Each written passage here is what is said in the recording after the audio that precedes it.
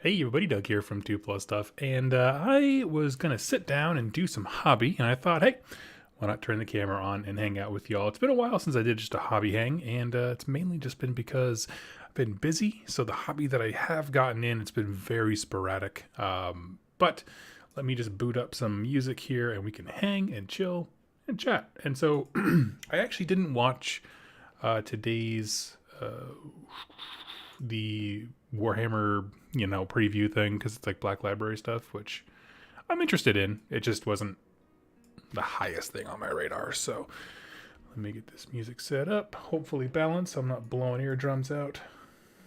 Okay, looks good. And there we go. I'll pop out the chat so I can actually see it. There we go.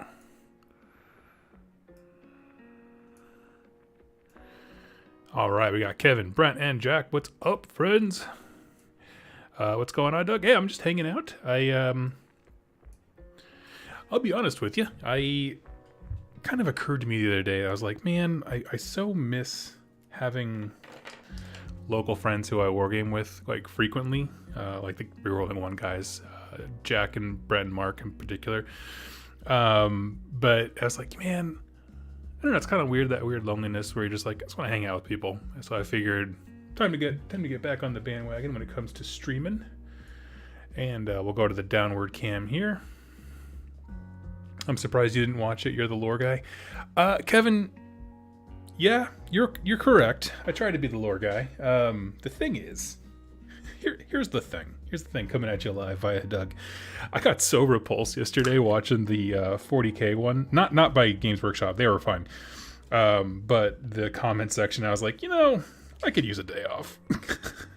People were just so angry in the comments. And I was like, I mean, it's not unreasonable that they're going to have more lore to talk about, or more Black Library reveals for 40K than AOS. So I was like, I can just sit this one out and get the highlights later. I just had no patience for any of that. There was actually, when I was doing my stream about AOS Day, someone popped up in the chat and said, aren't you upset that they didn't give us a new like vampire dragon or graveguard? And I was like, man, I don't know what it is that drives folks to always focus on what they didn't get, but I was very pleased. And in case anyone is asking, what I'm painting right now are some baseline infantry units, or it is one unit, for the game Conquest by Parabellum. This Friday is actually going to be my first lore video for the game. Warhammer players don't like Warhammer for some reason. Honestly, sometimes it feels that way. It legitimately does, and I just don't understand it. So I gave myself the day off from Warhammer Fest. Right? If we were actually at a convention, this is the break you give yourself to go back to your room, throw some water on your face, just kind of sit on your hotel bed and think about your life before you like get it together and go back out to the convention. I'm sure we all have those moments. I mean, I certainly did when I was at Nova. Let's see.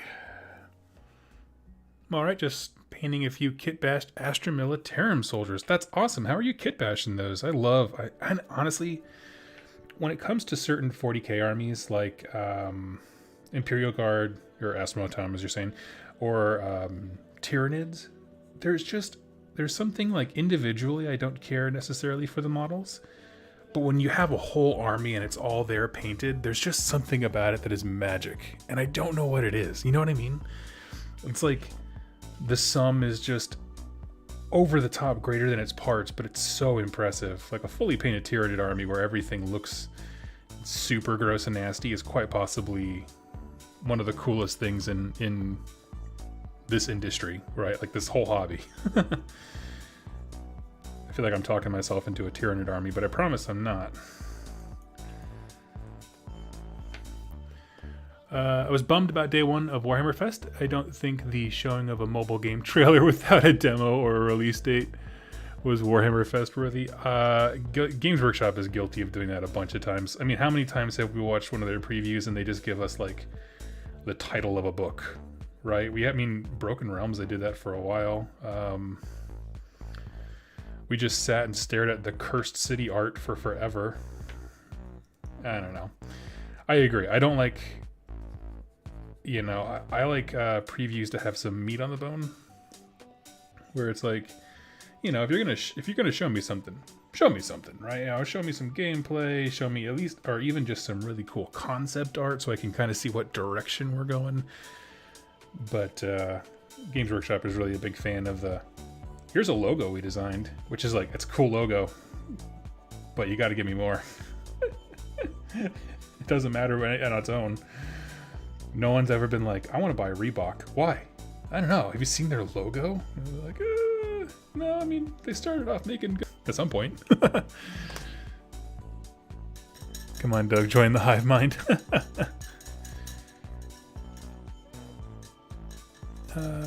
What timing? Just sent my friend home after a few rounds of Warcry because the curfew begins in 9 minutes here in Germany. Oh, you have a curfew? I was gonna say cool, but I don't know if that's appropriate. It is interesting.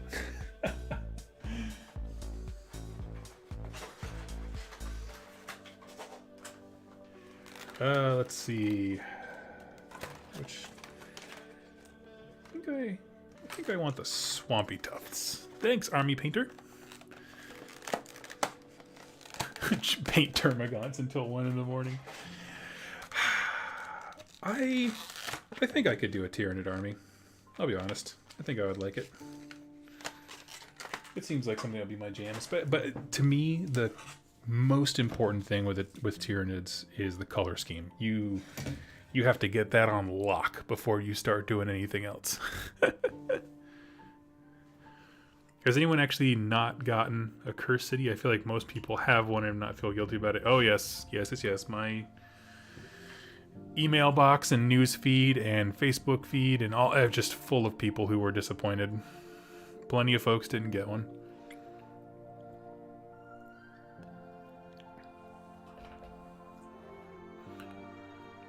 Here in the South, it seems people think COVID is over. Yep. That sounds about right. That sounds like the Texas I know. I mean, I'm just thinking of the places that I'm familiar with.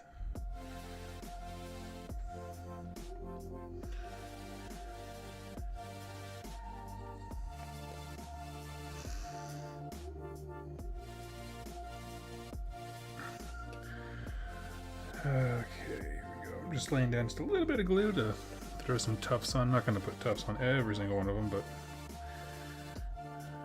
pick out. I think I usually try to do like 2/3 of a unit. Yeah, that looks about right. Yeah, we'll do one more. Just cause.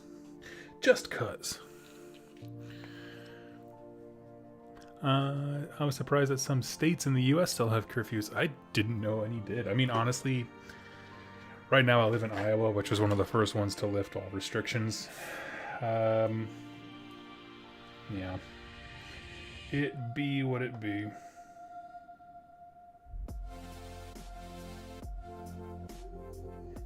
Although, to our credit, we actually are one of the states that's doing exceptionally well when it comes to everyone getting vaccinated.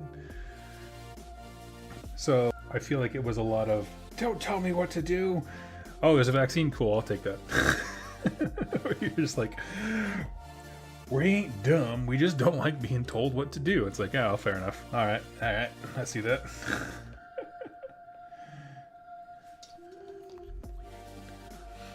Let's see, talking about Warhammer Fest. I'm new to AOS lore. Has Kragnos been mentioned before? Is he somewhat a completely new character? Limey, first of all, welcome, buddy, to AOS stuff and hobby hangouts for my channel. Kragnos is completely new. I believe he was written in, because with the exception of Gorka Morka, who I still don't really know what they want to do with, Destruction didn't really have a tangible god as far as like a character to kind of pull all beats to. Everything's about Gorka Morka, but he's being described more and more by when they have interviews with Jess, I believe it was Bickham, his name, the writer, as if Gorkamorka is a primordial force, more like the Chaos Gods. But he's not chaos, that's not what I'm saying. But I mean, like, he's more of an ancient, beyond reason thing. And so I think they wanted to have a chaos, a god for destruction that seemed more, I don't know if relevant's the right word, but kind of fit better into the setting rather than trying to sculpt a model for this massive, mythical, beyond belief, you know, what Gorkamorka is. So, yeah. Let's take a look here. I'm just pulling up the community page on my end. Let's take a look at what Warhammer Fest has got going on. Okay, we got lots of 40k stuff. More 40k stuff. What's this? More 40k stuff. Siege of Terra. I'm not gonna lie to you, it's nothing's gripping me. There's cool artwork for the guard though. I'm good. So Kragnos is kind of a, remember the new guy situation where like in a sitcom they introduce a new cousin and act like he's been there the whole time? I mean, they act like he's been out of the story. The scant bits of info that we have are that he was basically locked and sealed away by the Seraphon Salon. Whether it's Croak specifically or not, we're not quite sure. But, so that's why he's been out of the setting. Which is a better reason than him just popping up out of nowhere, you know what I mean? Because all these events that are going on with Broken Realms, they are big and setting wide and have huge implications, and so it makes sense that if there was like a prison, it would be shattered, and I don't know. I'm fine with that to me, honestly, better origin story than like the KO who were just kind of chilling in the sky the whole time during the Age of Chaos. And like the whole, several years of the early Realm Gate Wars are just like, where were you guys? We were just chilling. Cool. That and the when the Daughters of Cain rolled out, where have they been? That one always got me. I love so much about that book when they're like, yeah, we march to war now. Why not before? I don't know, we were doing our hair or something. When is the book coming out? We don't quite know, Adrian. I assume whenever I see something revealed in a preview, I assume it's going to be within the next 3 months. However, we do know that they're having a lot of trouble. Part of my brain really hopes that the trouble with them releasing stuff is more on the model and packaging front, less to do with publications. Yeah, I mean, the people who print your books and the people who make models are very likely different companies, or at least different arms, right? So I don't know. Hey man, missed the start of the stream. What am I working on today? This is a unit of Force-Grown drones from the game Conquest by Parabellum. They are, so in Conquest, it's like kind of like it's more, if you're going to call it a fantasy, rather than like a Tolkien-esque fantasy, it's much more like a Dark Souls, that kind of fantasy, kind of creepy, macabre stuff. That setting's a version of elves, for the lack of a better word, you know, ancient beings who think that they're above everything and hubris is their downfall. That kind of like archetype, or what's called the Spire, which is this army. And they just basically have this entire second class of citizens of what they call clones or drones, where they're just kind of mindless creations that they use for war. Little husks of life. And they are cool. You can't quite see it on my camera, but where the parts are tan, it's like bandage wrapping. And the reason it's like that is because they care so little about the creations that they make that they don't even give them an immune system. And so that is basically wrappings dipped in antiseptic to keep them alive a little bit longer, because it's more cost effective. So they give life to these things, throw them into battle without the slightest care about, you know, how much pain they're in or when they die and that kind of stuff. So it's super dark, but I love it.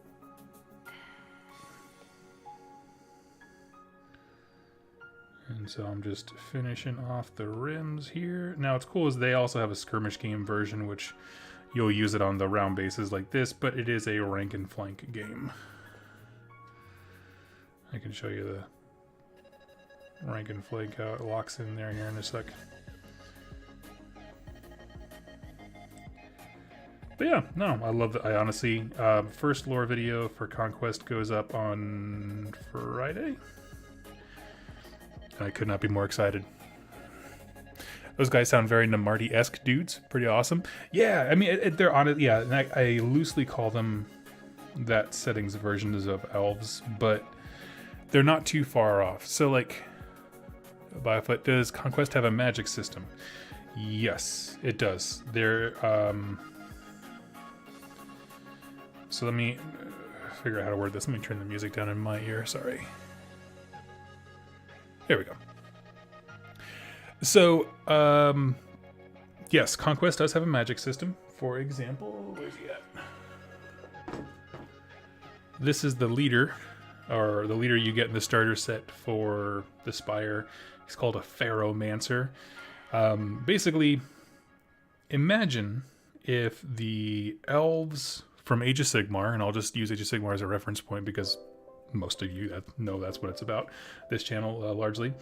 Imagine if the elves in AOS tapped into life magic in a cool as hell way, okay? Where instead of just being elves who use magic based on their surroundings, like say the Alarith, you know, channeling the power of the mountain, they instead used magic to literally mutate themselves into whatever they're tapping into. So, like, their skin would literally become rock. They'd be more like the Thing from Fantastic Four than elves wearing white robes who just meditate on mountains, right? And so that same concept applied to the sea. You would have coral and stuff kind of burrowing out from their skin and all these kinds of crazy things as you're literally...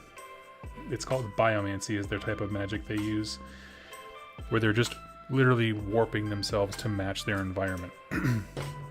So in that way, because everything is about organic magics, this guy is called a Pharaohmancer. He literally uses pheromones. These little weird coral tubes on his back will emit different scents, and through that he commands his troops. Like, it's wordless. It's like I don't know. It's a way to automate everything. He doesn't actually have to issue commands because he's too busy for that. So that's how that works. In the game system, when you get a character, it'll say, like, for example, Wizard 3. Okay, and so whatever that number is, 3, for example, that's how many dice your wizard gets to roll whenever he attempts to cast any spell. So it's very straightforward. When you buy the character, you know exactly what the odds of him being able to do stuff is. I like it. So that's pretty cool to me. What else?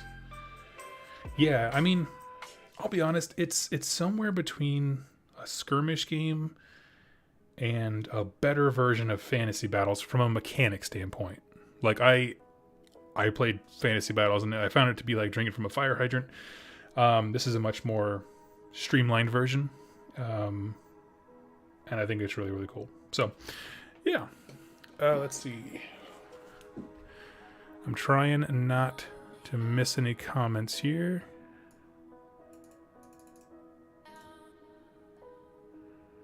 Chinese food just got here. Dug on the big screen. Life is good. Well, I'm glad I could complete that for you. Okay, so Brent, I know you didn't ask, but this is a interesting moment to get to know me more. My favorite Chinese food thing. I really love a good sweet and sour chicken. However, I'm trying to eat healthier lately, so a good follow-up to that is beef broccoli. It's good stuff. Let's see. I find Kragnos utterly cool, but his lore, ancient pre-civilization destroy of empires, is somewhat reminiscent of Dragon Ogre Shaggoths. Yeah, I want them, Morty, and that's a good point. I want them to kind of put him in better context of the history of the realms, you know, and of course, with the preview shows and that kind of stuff, it's not the best place to lay down, like, super dense, detailed information, so I don't quite hold that against him. I want to know more, just like you. So yeah, in Conquest, your guys, if you're playing the skirmish version called First Blood, which is super cool, I put their arms on weird, that's right. Hold on 1 second. That's on me. Boop. Some of the guys, I put their spears forward and they don't mesh up too well, but anyway, so you have this, a basic unit is usually 4 infantry dudes and 3 blocks. So it's 12 models total, and that represents, honestly, most of the units I see in the game are about that size. But with this, my first full Conquest unit is done. Let's throw this guy with a spear overhead back here. And we'll throw him here.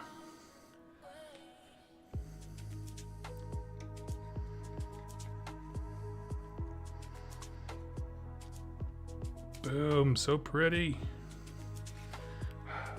I will say, I do like the look of a good ranked up army. That just makes them look so nice. You know, when it comes to big monsters, I love round bases, but there is something about having an army that's all ranked up just right that looks nice.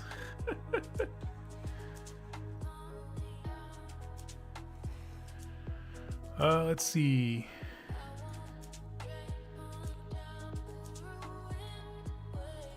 Good morning. Hope you're enjoying your laid-back hobby time. Thanks for all your content. Well, thank you so much, Quiet Woods. Yes, I'm enjoying it. Ben Eatriat, hey buddy. I text you back regarding your. So me and Ben have a special bond because we both have, or had anyway, before he betrayed us, paint palettes that are super old. His, I think you said you had it back in college. It's just like a CD disc that's just like got like 2 inches thick of straight paint on there. It's like, anyway. And then he went and got a nice new palette. Let's see. Let me just scroll down here, making sure I don't miss anything. Hey Hugh, I'm doing well.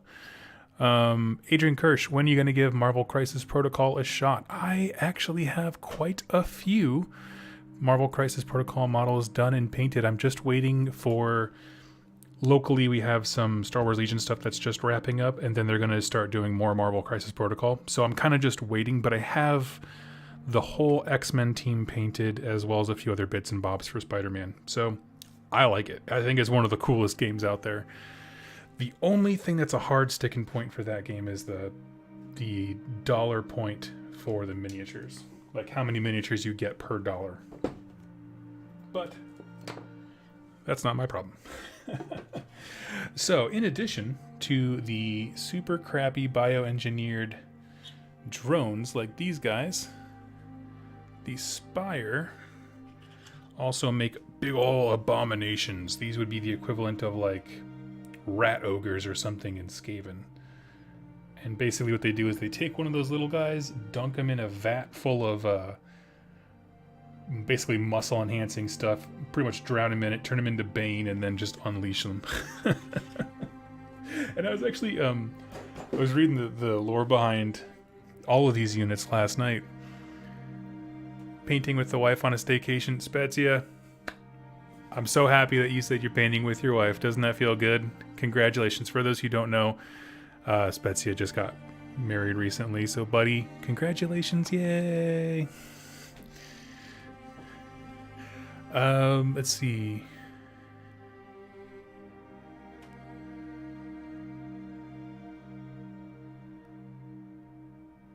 Clicked on the Nord set, died, and Captain Athenos. What were you looking at here? Let me see. I'm gonna be honest, their website is having some trouble right now. I just reported it and was working with their team today, but there's nothing that's quite that bad of a deal. Let's see.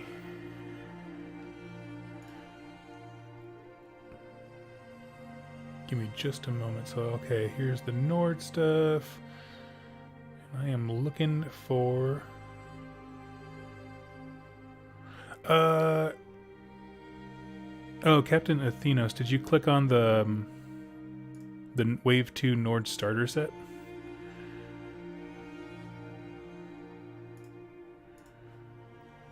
Because, yeah, I mean, €99 for 10 archers is not a deal that I see on here. Okay, so you go ahead and answer me whenever you want to, but let's see. Okay. Nord chosen. Okay, let me check it out.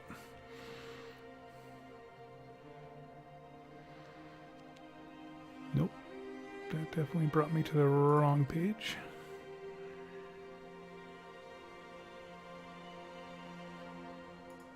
Readers.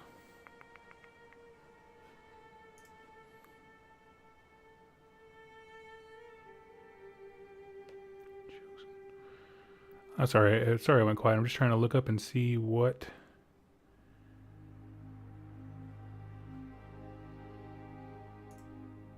you were seeing.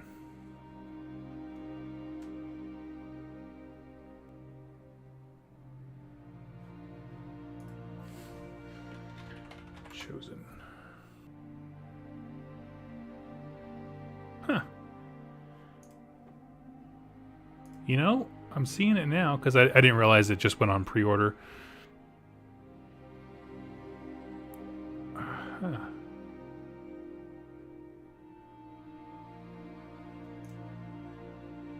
I will not lie to you. I don't understand what's up with that set, but that's a little bit disheartening. I will not lie to you.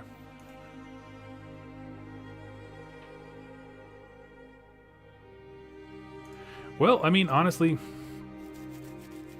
I mean, I gotta justify it. Every other unit is like 12 to 20 dudes, and they're all about 39 to 45 bucks or something like that. I think pretty much on par. That's definitely a weird outlier, but thank you for pulling that out. Pointing it out, sorry. Huh. I got nothing. Sorry, bud. Let's see. Let me try and keep up with the chat here. MCP is a lot of fun. Brotherhood is awesome. Sweet. Kind of disappointed in Black Library stuff today. Yeah, I tuned out pretty early on. Brent, do I need Conquest now? Hey, buddy. I'm not gonna say that you need anything, but here's what I will say. You need Conquest. I'm just kidding. No, I actually intend to do some demos and stuff through Tabletop Simulator online here. So if you want to hold off and wait to see what the game is like, I'm more than happy to do that. That's actually a part of my plan. What else?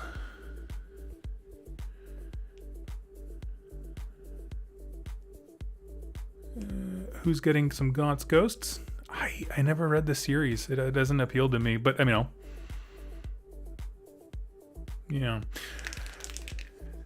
Well, I will say this. For those of you, if anyone who's watching this is interested in getting into Conquest, you know what's really great about companies, working with game companies that's outside of GW, is other companies do deals.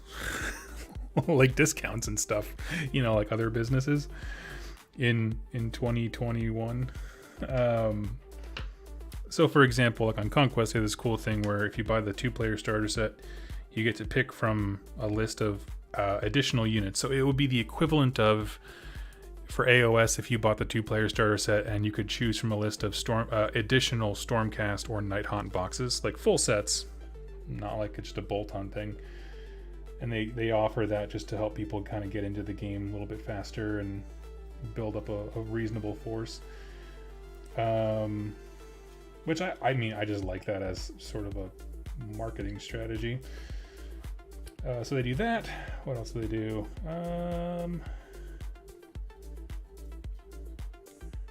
Yeah, I mean they have some units. They'll rotate them out, I think, but it's like if you buy these 4, you basically, if you buy 4, one of them becomes free, something like that.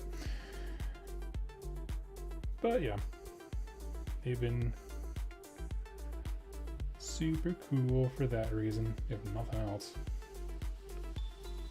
Like, I just like when businesses like have, you know, sales. Sales are good.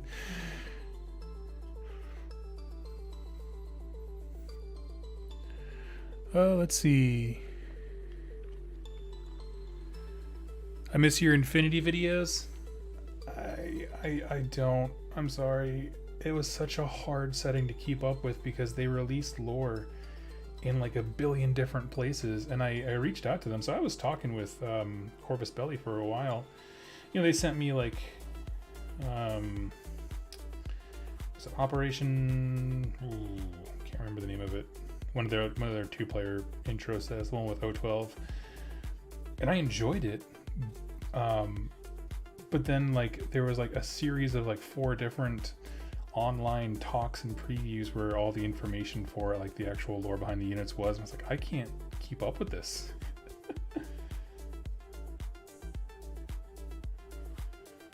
So what I'm doing right now is just getting all of the bandage wrapping done with Skeleton Horde, just kind of block out the color. Then I'm just going to dry brush over that with Ushabti Bone.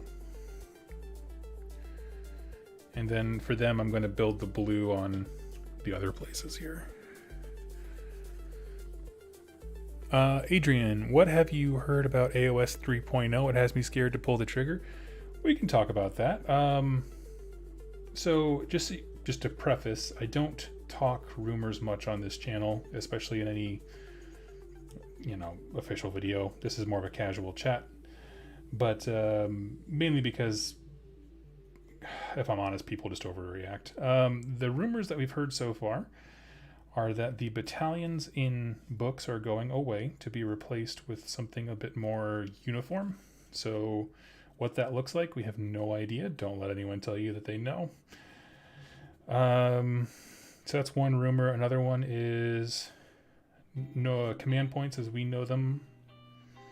Not command point. Yeah, command points. Yeah. Are changing as we know it to becoming more like the Ossiarch Bone Reaper model, where every turn you calculate how much you have, and you don't roll over any from turn to turn. What else was there? Brent, if you're listening, we had this chat in our personal chat. I can't remember what the other ones were off the top of my head. There were a few others. I do not know. Honestly, the only rumor I haven't heard yet that I care about is, are we getting a Crusade system? That's literally the only thing that I want out of 3.0. Everything else to me is like, take it or leave it. Whatever the game changes, I'll live with it. But if they do a bunch of changes and don't give me a good Crusade, or, you know, they can call it Path to Glory format or whatever, then I'm going to be upset. Not upset. I'll just be let down, you know? Let's see, Vernon. Leverage Channel, do you know if GW ever gave details on Old World Soulblight like Manfred and Neff we brought back, or is it simply just Nagash brought them back? My understanding is that Nagash brought them back. Also, I missed the okay. I got so many complaints on that intro, dude. Like so many. This doesn't match the feel of your videos, and it just, oh my gosh, constant complaining about it. This one I've gotten a lot of compliments, at least for the tone. Yeah, I think it definitely makes more sense when I slide into more chill videos, you know, with this voice. This is not a hip hop voice. This is a luscious and regal voice.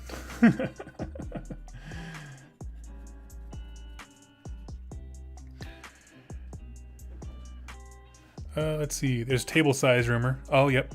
I would be cool with that. I would actually love that. So basically the idea of the table size is slimming down to meet 40k stuff so that you can combine two what are essentially Warcry boards together and have a full table at the minimum size. I like that.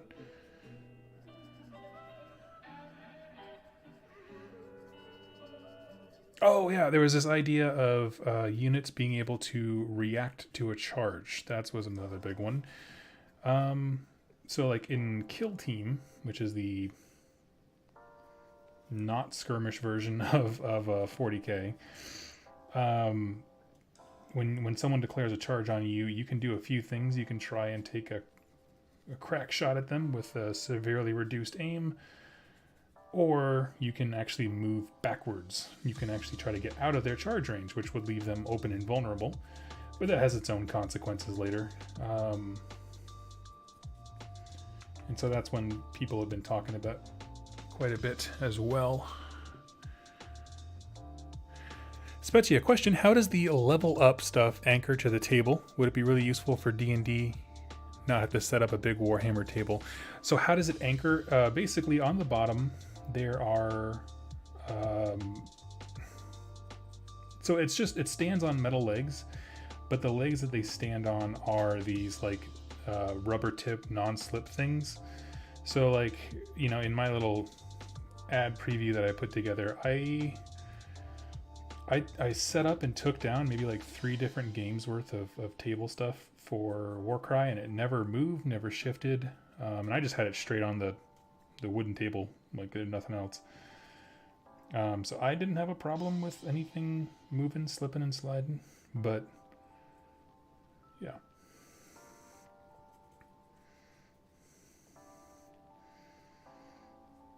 Just throwing down, blocking out some base colors for this guy's coral.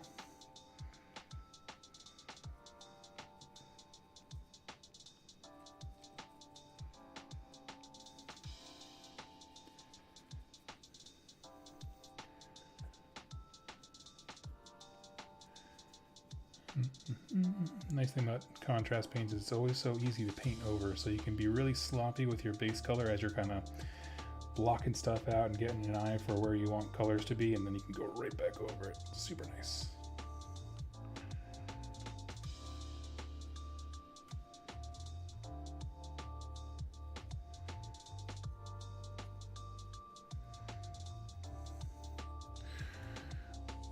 So AOS is getting an Overwatch. That sort of, yes, in a sense.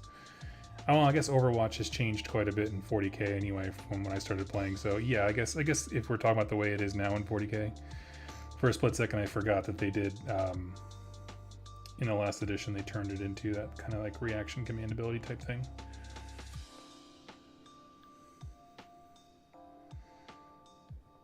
But yes, if that's what you mean, yes.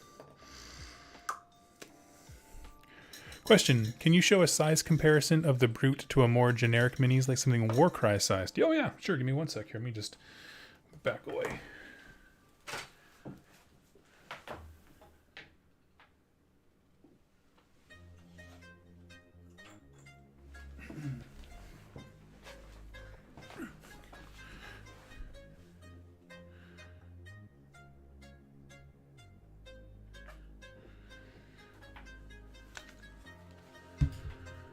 Okay, Donald, here we go. Let me just pull my camera up so I can see a little better.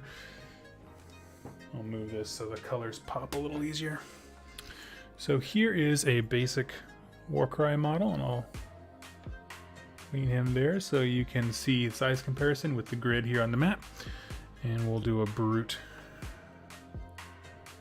right next to him, and this is the size of a base human. How's that? Let me know if you need something else for comparison's sake, but yeah. Let's see. Thanks for doing this, Doug. I wanted to try these paints, but so expensive to import here. Loading up at the moment. Oh, yeah. When you start importing stuff, that's where it gets crazy. Hey Doug, I've been trying to come up with some theme and some narrative for my Hedonites of Slaanesh and just drawing blanks, being generic. Chaos Lord wants Demon Hood. Can you help with some examples? Okay. Let's see.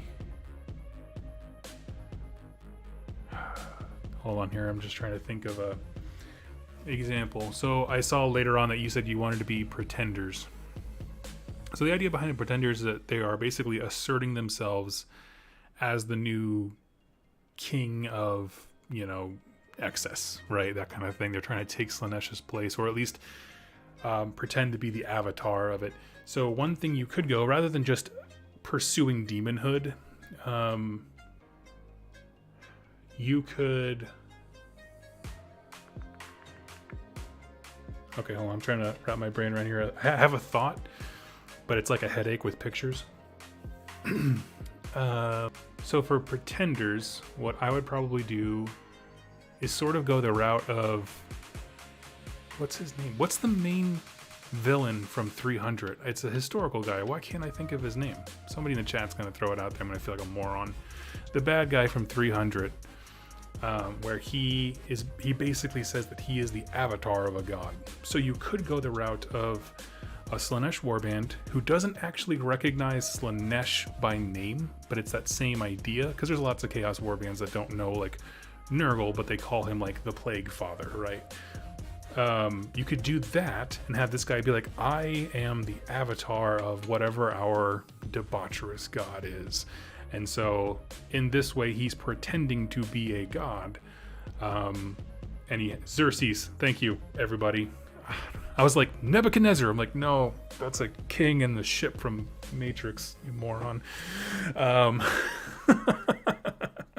had to move the camera to hide my shame. Anyway, I hope that helps you out, Donald. But the Ottoman fella. Oh, man. Yeah, so definitely there is that aspect to it, which I would suggest you take a look at. The idea of just someone trying to, like, assert themselves as deity is a compelling one to me anyway. So let's see. We're going to start with our base layer of Stick It On Blue.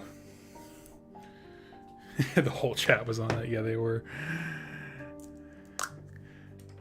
Do you think kangaroos blunt... Oh, do you think Kragnos... Sorry, I read kangaroos. No, you were talking about the Lumineth Cav. Do you think Kragnos blunts the importance of Gordrak as a character? Well, I was actually thinking about that the other day. Actually, it was last night as I was drifting off to bed. So, for me, I don't think it takes away anything from Gordrak.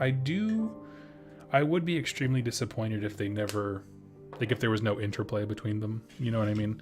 If Gordrak was just like, oh yeah, he's always been in charge of destruction. It's like, no, I mean, I feel like Gordrak at least needs to get his teeth kicked in by him to let us know as the audience, first of all, Kragnos is powerful, and second, that might makes right still, and Gordrak will do what he says, because that's what orcs do. I don't know. I suppose... For me, it really depends on how Gordrak perceives Kragnos, right? Like, if he sees him as an emissary of Gorka Morka or something like that, I think that they'll get along. If he sees him as a rival, I think Kragnos will have to beat him up to subjugate him, to get him to follow, which would be a cool fight. If for no other reason, it would at least demonstrate for us how powerful Kragnos actually is. Yeah.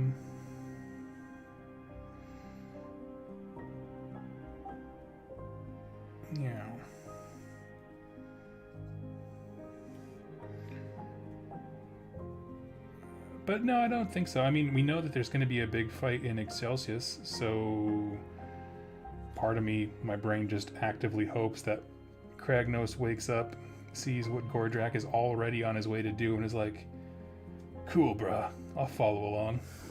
Let's ride that lightning together.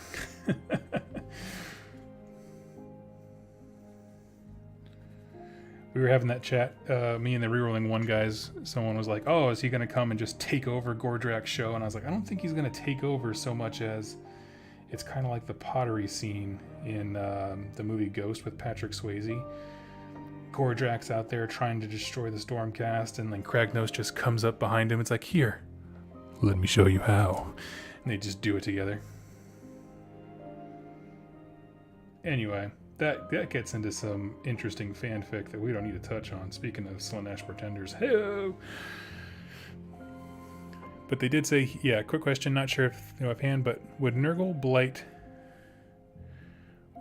Blight King, oh wow, head fit on an ogre glutton body?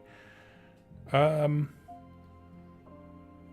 might be a bit small of a head, but Nurgle's head they all look small on their own bodies because their bodies are meant to be bloated out. That's one I'd have to see. So I can't give you a firm answer, I'm sorry.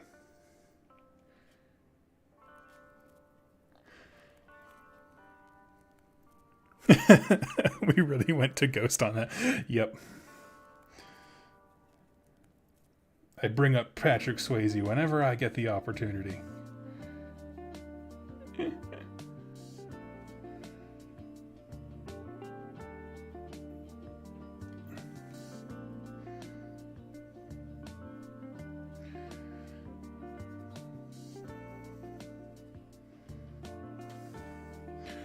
Let's see. The closer Kragnos is to Macho Man, the better.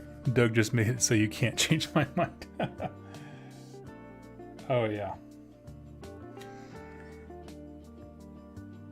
Are you ready for the destruction of a lifetime?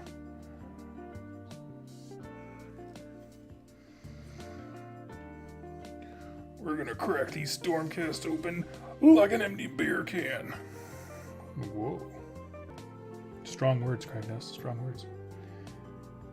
That should definitely be a thing. I was definitely watching a YouTube video earlier today because YouTube understands my weird sense of humor, where some guy made a Dagoth, which is the main villain from Morrowind, turned him into a wrestling character and had him do like a whole big show dance intro into like one of the WWE wrestling games. I was just like, oh man, this is just the best. This is why the internet was made. Not for anti-vaxxing, spreading of misinformation and junk, just like pure, wholesome, hey, it's Dagoth, he's wrestling. He's wrestling. You gotta say it like that.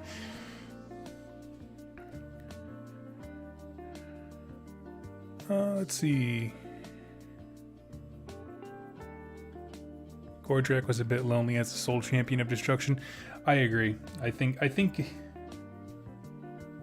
you know, if they were only going to get one thing, which is a shame, the fact that they got a god that can work with any of their armies, I think is, I'm going to call it one heck of a consolation prize. I've sat on the same toilet as Patrick Swayze. We toured the hotel he stayed at. Did you know that when you were doing it? Were you just like sitting there thinking about Patrick Swayze? I have a Patrick Swayze story. I actually met him. I was working at a ranch in New Mexico. There's like a Christian camp that I was volunteering as a leader at, like a summer camp activity thing, and he had a little property down the road where he had a whole bunch of huge bison. I don't know if it was bison or something. It looked like them, or maybe it was like some specific breed of some other animal. But yeah, no, big old things.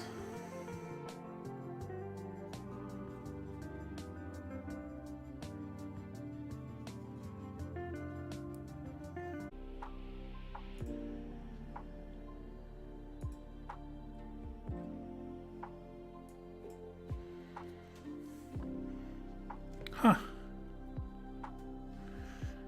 So weird. Okay, sorry everybody, my stream just died for absolutely no reason. If you can see and hear me, let me know in the comments. That would be super helpful. Seems like things are sort of working again.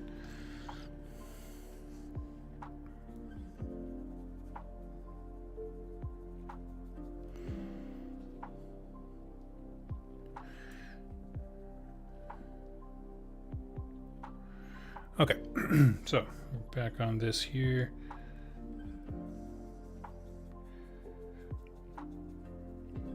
Wonder how long I was just sitting there talking to myself.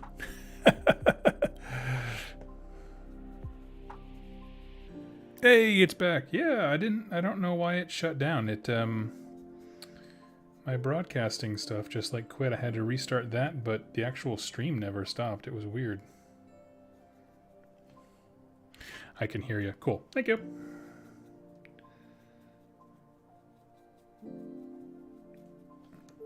Sorry, everyone. Your refund's in the mail.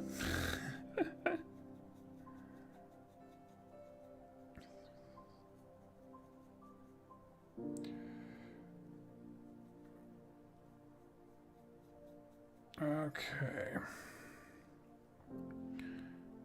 Stream totally died. That's so weird. Yeah, everything was up and working, and then it just, I don't know. I saw that nobody was responding. I was like, man, I feel like I don't claim to be super interesting, but this is a bit much if just nobody has anything to say to me. I'm like, all right. Let's see. What can I do next? Let's do...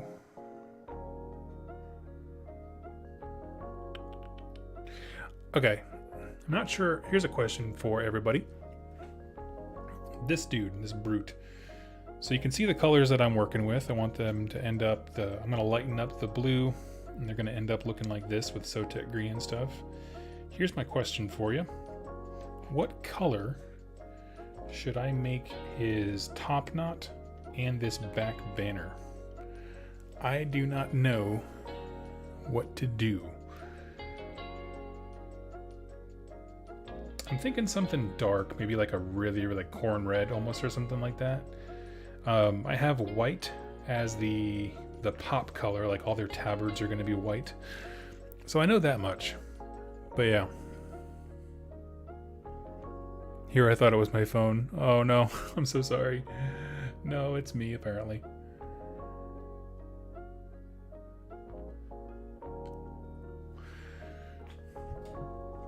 And not only that, actually I do have a little bit more of this blue I have to do. Because I didn't see that they actually sculpted the metal straight into their arms, which is super gnarly.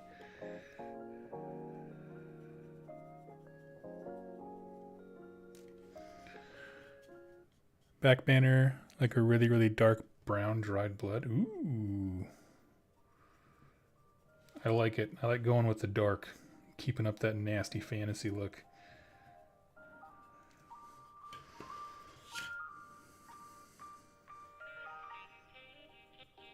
And so these weapons around their arms, they're actually like big slabs of metal, and then with their biomancy or whatever, they create bone that like melds to the arms. So it's not really like they're wearing a gauntlet per se. It's like if they melted an axe to your hand. Effective and uncomfortable.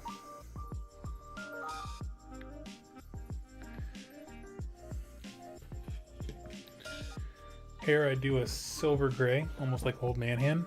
The mutation had aged him. Oh, that's an interesting idea.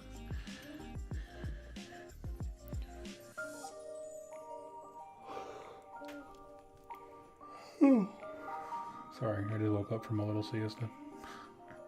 We went out all morning. We just got home a while ago.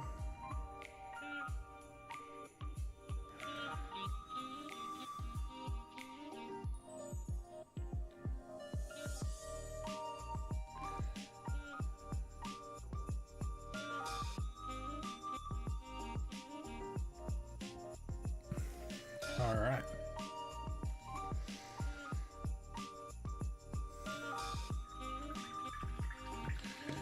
Let's do this. I have one more thing that I realized I missed with the skeleton horde on our boss man over there.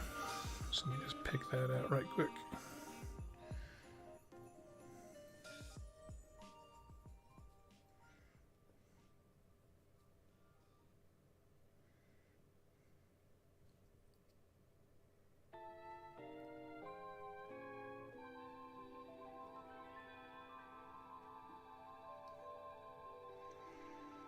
There we go.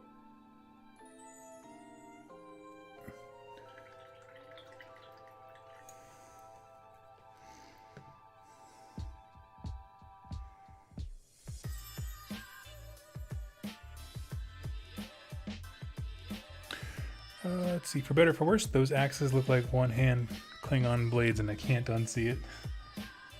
I don't know Star Wars. I'm sorry. Or not Star Wars, Star Trek. Oh man, I feel like I just ruined my whole career by getting those two confused. Holy smokes.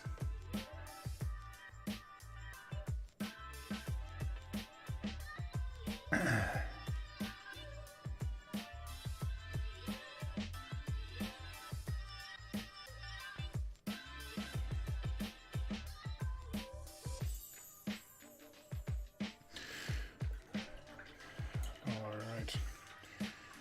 God, he's so creepy. I like him. I call upon sunshine. Hey, hey. Okay. Now let's throw down some Celestra Gray, which is a color that I desperately need to buy a new pot of. I use it way too much to not have any.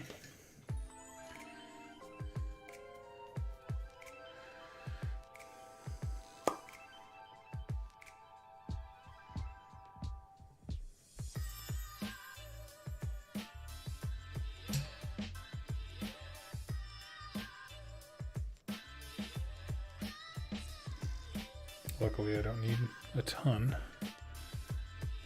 What did he just say? I knew I was waiting for that to catch up in the chat. There's like a 40-second delay.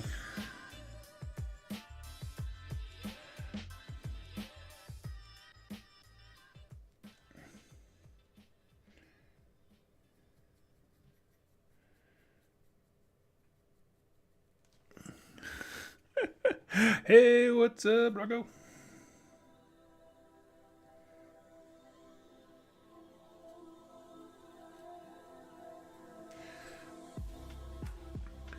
For those of you who don't know, Chaboy, Rocco over there, we just added him as a mod to our Discord. He's doing an incredible job.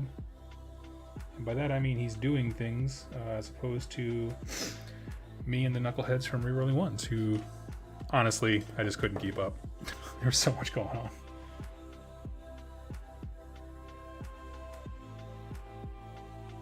But everyone in our Discord is super nice, so they don't need a whole lot of corralling.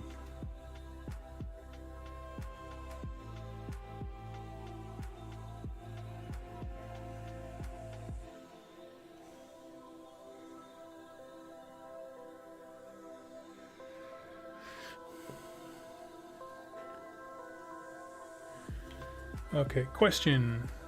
Is the new Radicar, the Beast model, the fastest GW has re-released a sculpt for a model? I'm not salty, you're salty. I mean, honestly, I think so. I'm going to say the only thing faster would be the fact that Marathi comes with 2 forms in one box, back when she used to have to transform between them. But yes, I'm joking aside, I think you're correct. I don't... Someone has told me the rumor that, like, basically GW got a cease and desist because they didn't have the rights to the city of Mournhold, which apparently Bethesda owns, I don't know, from Morrowind, but I cannot substantiate that, and quite frankly wouldn't really care either way.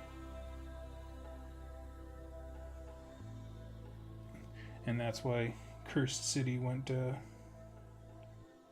down quite the way that it did.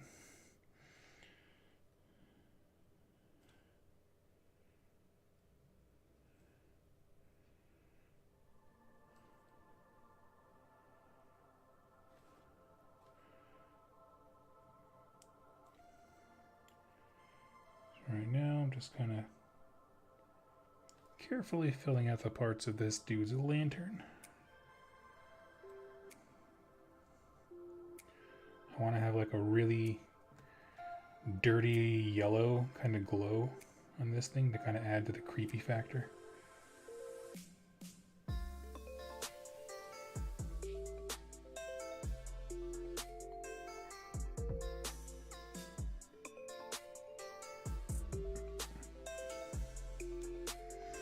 There we go.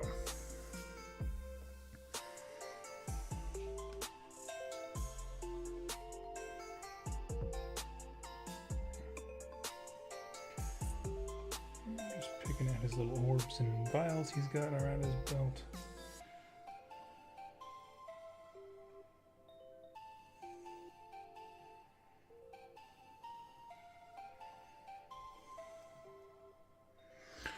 Okay. And that, good souls, is why you Google names before printing.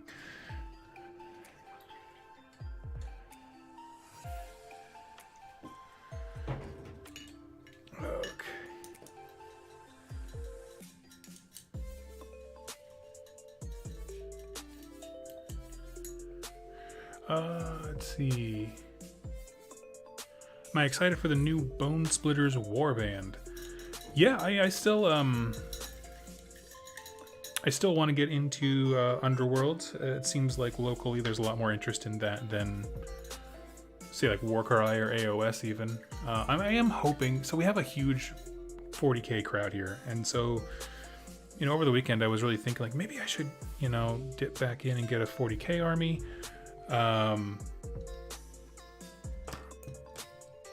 Just so I can have stuff to like go hang out with people and you know, play a game with. I miss hanging out with people so much. Effect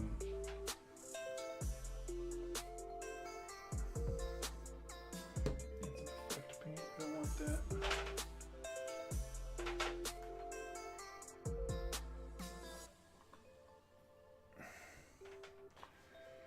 Okay, I'm gonna take some oak brown with just a dot of red and hope that it doesn't come out looking like blood in the stool, but we're gonna do Spezia's idea of putting like a reddy brown on the back banner there.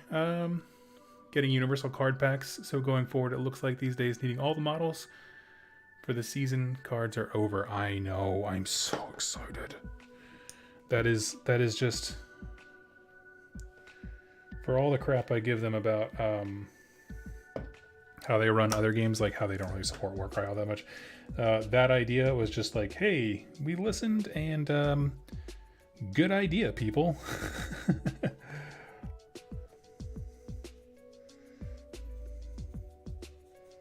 Oh, yeah.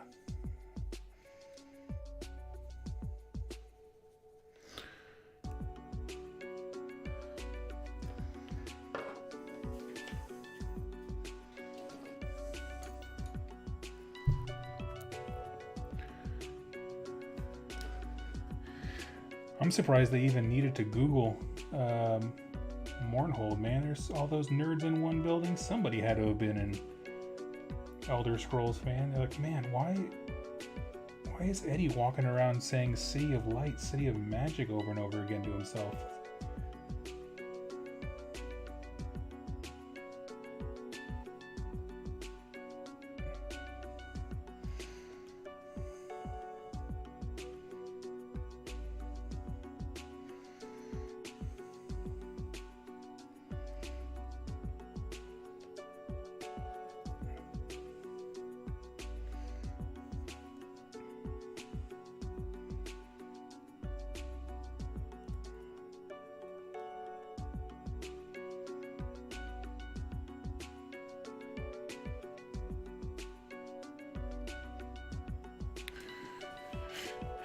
So how do they fix Warcry?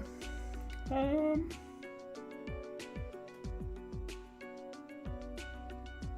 don't know. Honestly, I don't know. I mean, I don't know what it needs fixing. I think it just needs more attention and support. Like, I kind of view the releasing of the Grand Alliance books as like a soft second edition. You know, as far as like a relaunch, and now we don't have to worry about the limited edition cards. Everybody has all the information they could want. That's great. But then after that, you know, there was a cool-off period. At first I was like, yeah, that makes sense. Whenever they release a new edition of a game, they'll have a glut of releases, and then things just kind of chill out for a bit as people adjust. Like, that seems totally fair. And then since then, they just haven't really... I mean, they released a few free things on Warhammer Community, but like, it's been largely silent, so I'm not quite sure.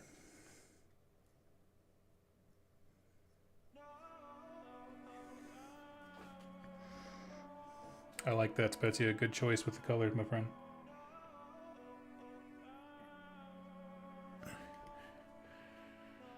They should add an Warcry app. That would be, oh man, if they did something like, if you, I don't know if you guys have seen it, but the Fallout Wasteland Warfare is their miniatures game in the Fallout setting, which I'm definitely going to get into at one point. I just have, I'm in way too many things right now. But they have an app that tracks like everything from, you know, how your base is being built back at home with the resources that you're getting and capturing and all this stuff. It's just, it's so cool. I want something like that for, I mean, honestly, it would work perfectly for Necromunda, because in that system you do have a, you know, you claim territory and you have a turf and that kind of stuff. But I think it would also work really well in other games.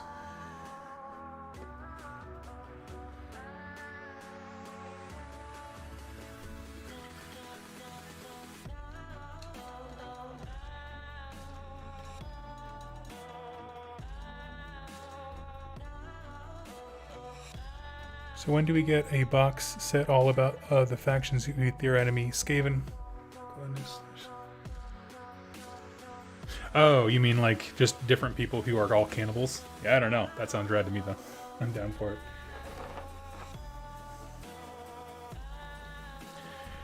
Casual cannibalism is what I'm all about here on 2+ Stuff.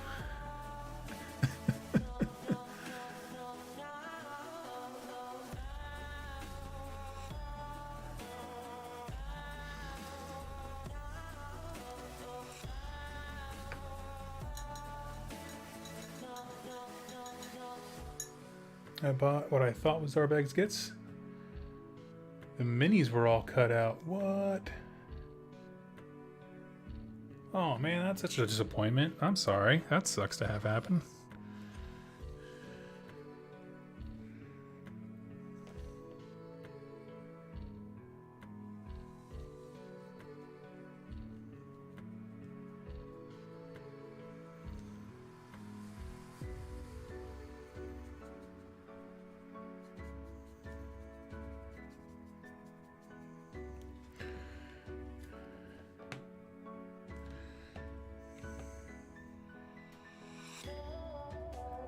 So you can still play Zarbag's Gits without their faction-focused cards. Yes, yeah, you can create an entire deck out of cards that are all generic. And for their specific, like their actual unit cards, like the stats for like Zarbag himself and that kind of stuff, those are actually free online, which I'm surprised they don't talk about more. That like all the stat cards for everybody are just right there on a big GW database, and like that seems like something you guys should like mention. Maybe they're keeping it on the DL so they can sell you a book later. I don't know, but it just seems like a lot of info that's just kind of there and going to waste by not being shared. Because honestly, that was my thing for the longest time. I was like, well, what if I want to play a faction that has been discontinued, right? You can get the models, but you can't get the actual warrior cards. And then someone explained to me, oh, it was actually on a live stream, yeah, where I discovered that, and I was just like, are you kidding me? This whole time I could have been playing. Is it weird that Skaven have no Broken Realm stuff?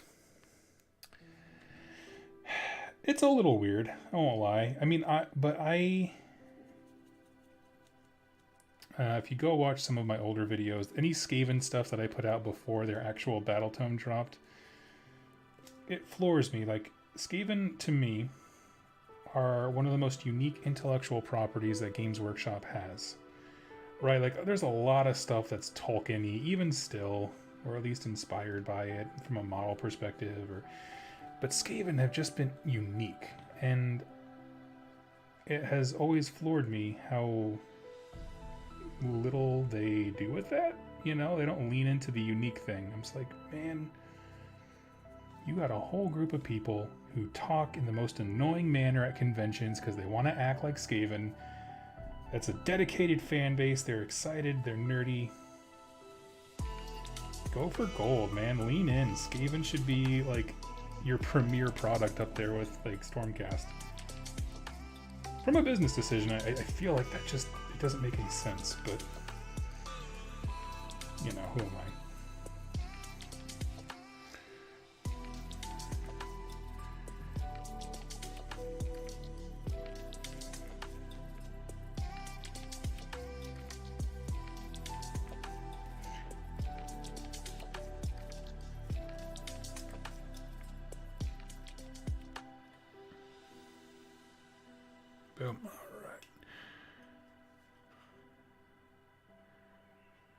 Yeah, bro, there's a deck builder site too. Lets you build and use decks. Spezia, if you try putting a link in the chat, YouTube will automatically shut it down. Write it out, and then if you just put a space somewhere or something like that, it'll work if it doesn't think it's a link. But I believe it's if you can get there through the community page, if I'm not mistaken.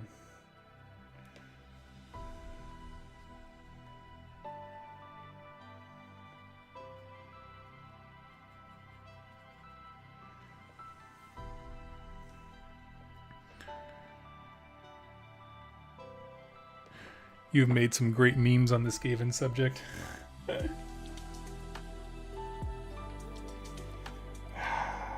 Yes. Why don't we just give them models, like new sculpts of models that they actually want? Get out of here. Oh man. That's what I need to do. I think I'll do that next week. I need to get back into the meme making game. For those of you who don't know, the reason I don't add people as a friend, like on my personal Facebook account, I only have Facebook so that I can have a business page. I don't really use it to like hang out with people. If I'm totally honest with you, I don't like social media. I'd much prefer things like Discord, hanging out with people that way, where it's more personal. But the one thing that I do love, I love memes. Honestly, my wife and I like our back and forth, like in our text channel, it's just memes and gifs. It's a beautiful life. It doesn't take me down any far left or far right rabbit holes. It keeps me nice in the center, and it keeps Facebook being a funny thing that I look at, which I feel like it was always meant to be. Memes are the purest expression of social media.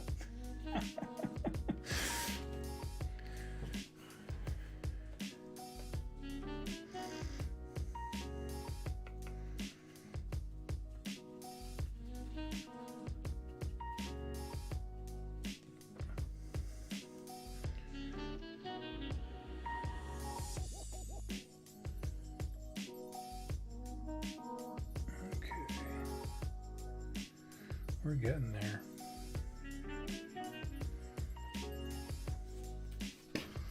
These guys are gonna be so freaking cool.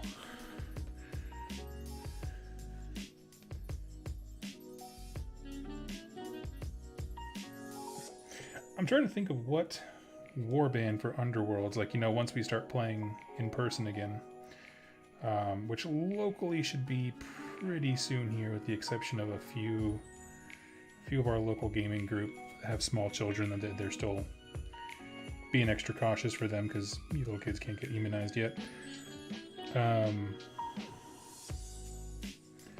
But I'm trying to think of what warband I want to do, because I don't really care for either of the Dire Chasm ones, just aesthetically. The Slaanesh ones are cool, but Slaanesh has just never been my thing. Outside of gameplay, I like their mechanics, that's about it. So I don't quite know what I want to do there. I do actually still have my, I did a custom Beasts of Chaos one from Beastgrave, I think. And they're still in that same theme as my Nurgle. I didn't get rid of any unique models. I sold off, well, pretty much all the generic stuff with the Nurgle, but I still have enough stuff to build a pretty decent warband for Warcry with lots of different options. And I kept my custom made, because there was like a hot minute there where that warband was amazing in Nurgle.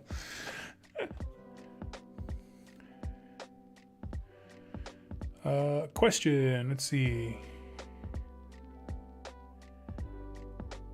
Okay, Spezia, question. Do you like control, melee damage, magic, or ranged? Are we talking...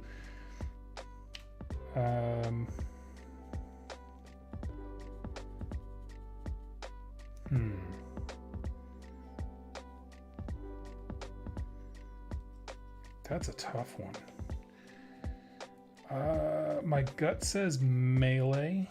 I mean, that's certainly, if you're asking how I play, like miniatures games and stuff, Oh, I guess Spezia. So you're probably asking about like Underworld warbands. In that context, probably Control.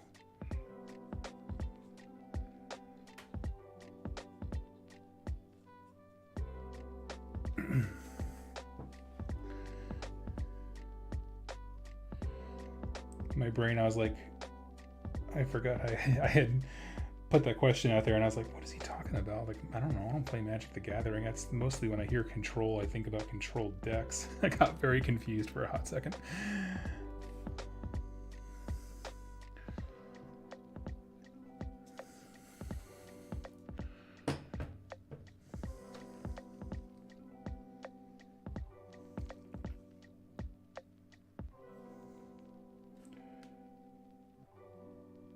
Some little coins and glyphs to pop out here.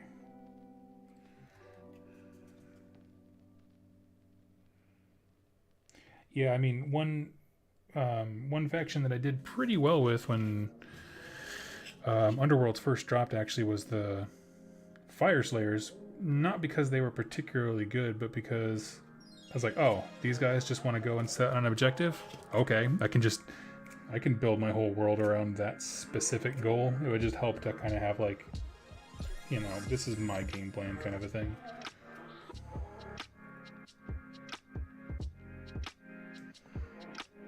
Having a very clear win condition was helpful for me.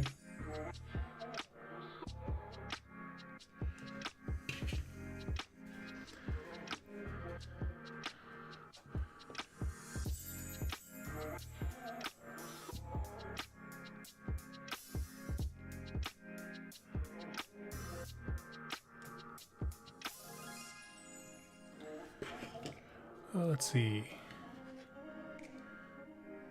What are you painting? These are brute drones from the game Conquest, Last Argument of Kings by Parabellum. It is a super fun mass army battle game. It's like a year and a half, 2 years old now, something like that. Very new. And honestly, I just really want to support new game makers for every reason that you can think of.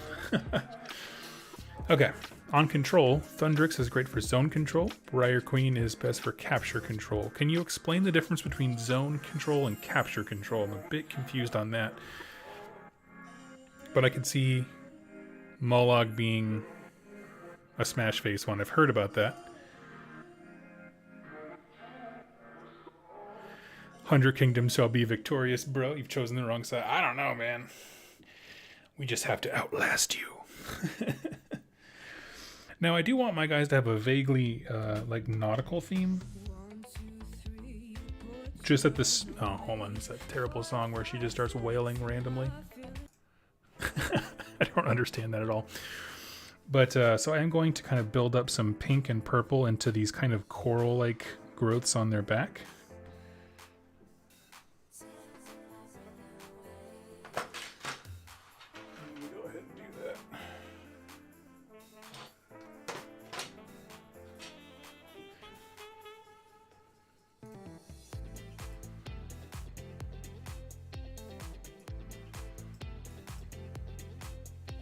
Okay.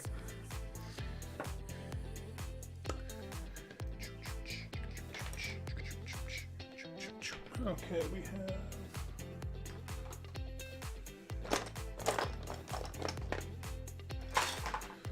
Army Painter Masterclass dry brushes.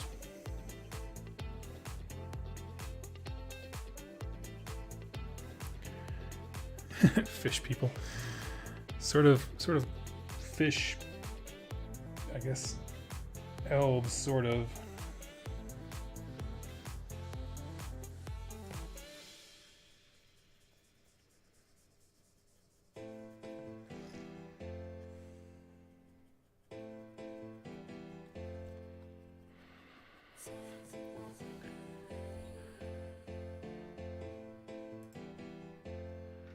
When those Weaver, totally not wood elves, come out, it's over for you. Yes, so if you don't know, in Conquest, the Spire, which is these guys, they kind of split into a few factions, not unlike elves splitting into wood elves, dark elves, that kind of stuff. And so that's what Roko is referring to. And I'm excited for it. I don't know, man. To be honest, it just feels kind of nice to be like new at something again, if that makes any sense.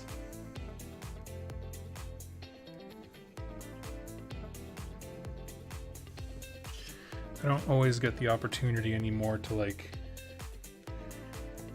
be a new guy who's just excited. A lot of times, like, I'm just expected to know things.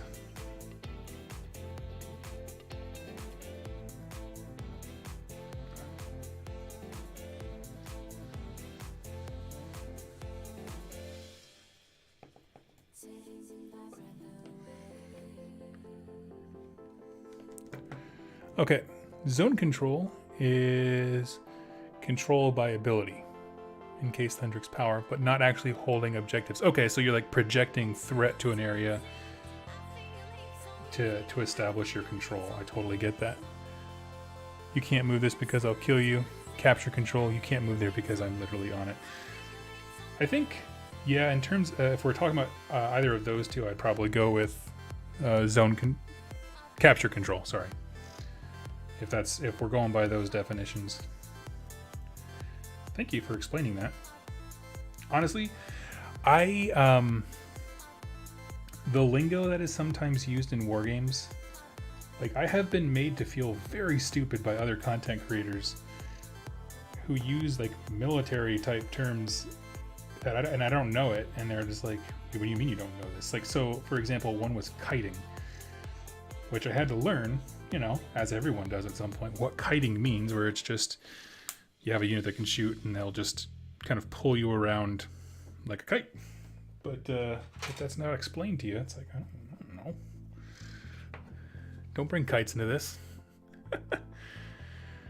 Hope they add a Spider Fang, Scourge Privateers, Darkling Coven. Man, that's a lot of them. Khajiit and Halflings. Oh my god. If they had Khajiit, what's the JonTron meme? Like, give me your whole stock. That's exactly what I would be like.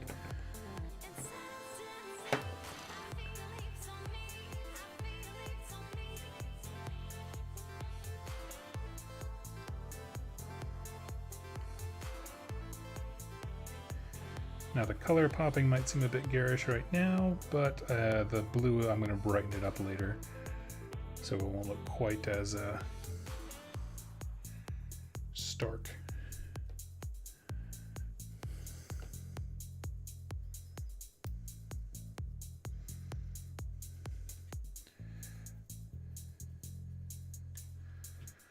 But yes, if anyone's ever looking to get on my good side, Elder Scrolls references all day, every day.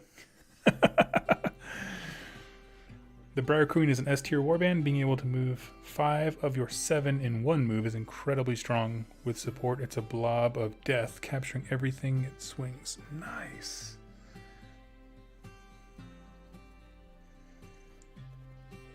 Thank you for taking the time to explain that.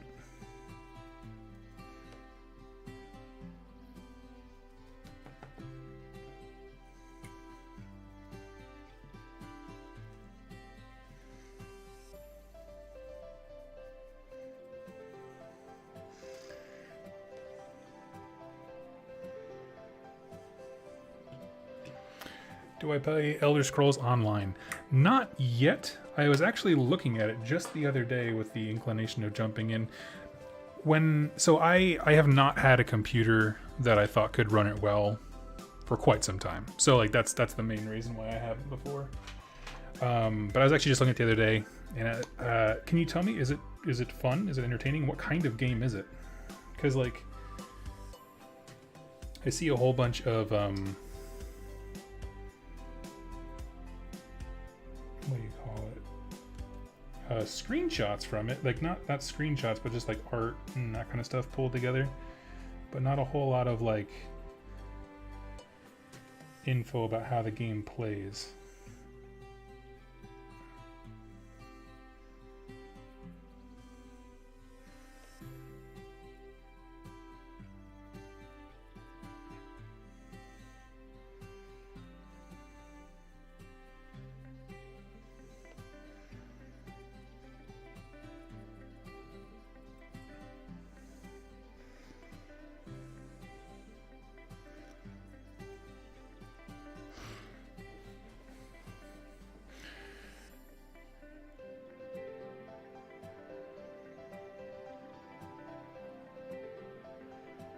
Okay.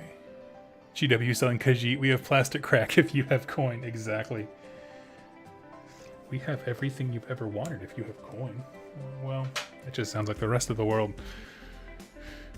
Awesome, you got into Conquest. I recently stumbled over it, was really interested in it. Struggled to decide which faction to pick. I have bounced around. So initially I was like, oh, I want to do the Wadroon because orcs riding dinosaurs is the greatest sales pitch known to man. And then I was like, well, the faction's not really out, and they have some army-specific rules that I was struggling to understand. So I was like, well, why don't I start with Thousand Kingdoms and kind of go from there. And then it ended up being like, actually, the Spire just looks so good.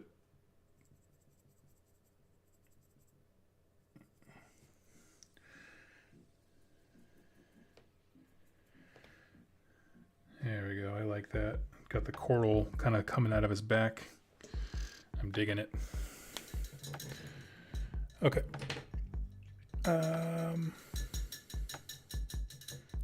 So the guard walking away says, must have been the wind, with an arrow sticking out of his head as some kind of like kiting. Yeah, pretty much, I guess. It's an odd one. Can go solo and have a good time RPGing with it. Okay.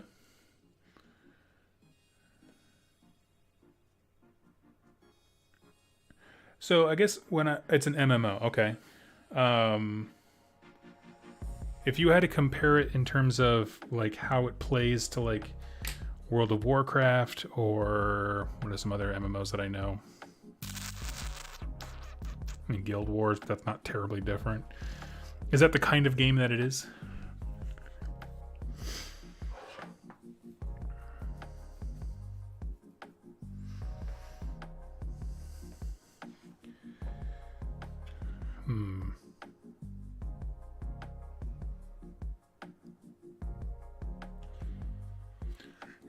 See. Okay, so here we go. We're going to drown these dudes in wash. I have here a mixture of 1 part Agrax Earthshade to medium, which is my favorite because you can apply it like a madman with a terrible brush, which is pretty much my painting style. Okay. No, I might like it then. Honestly, I might like it.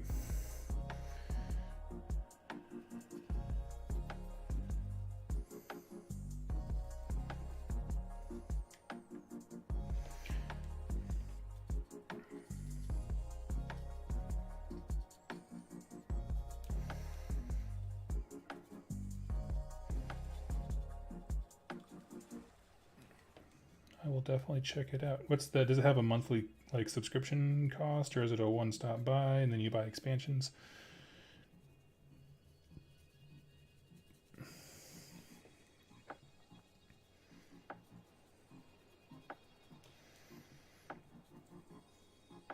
But yes, I'm a huge Elder Scrolls fan. Also a Fallout fan, but I be honest,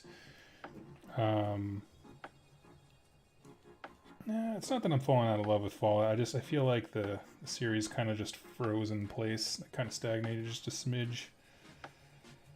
I still play Fallout 76, but after I'm done playing it every time, I'm like, did I really enjoy that, or am I just playing this because I like Fallout? Like the series, not the actual game. I don't know.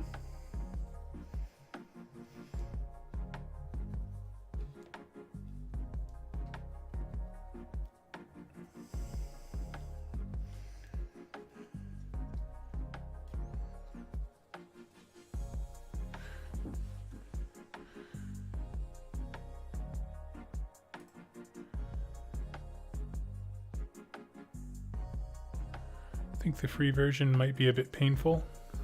Okay.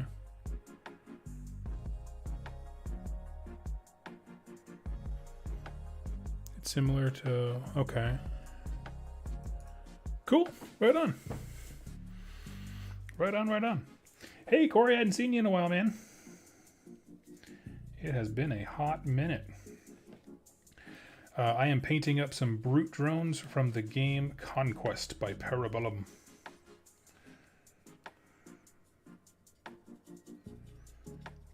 these nasty Frankenstein kind of creations that are used as living weapons of war.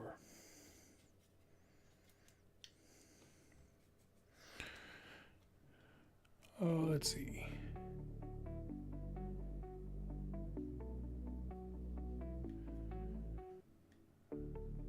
Free to play, okay. But if you do ESO Plus, there are some perks that come with the game, such as access to all DSC. Okay, that's cool. I mean, that honestly to me sounds like a pricing model that's fair. Hey, listen, you can do it for free, or hey, if you have this thing, you get all the expansions without having to worry about them separately. That's fair. I'll check it out. My thing is though, like, if I get really into a game, I always feel guilty because until Stormground comes out, I don't have an AOS game in the same way that I can fall in love with. Like, there's definitely Underworlds and stuff, and I do want to play more of that. But it is nice when it's just like an actual AOS game.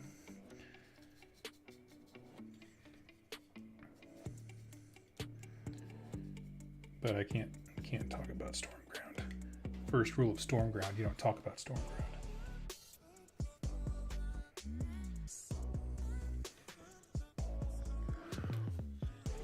Sorry, buddy, been insanely busy. Oh, buddy, you don't have to apologize. I just wanted to say that I miss you. That's all.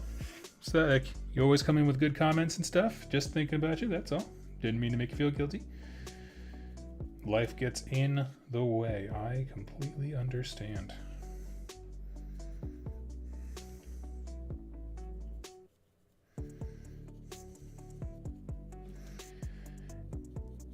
That was meant to be a stonerific, bro, where you been? Not like a parent, where have you been?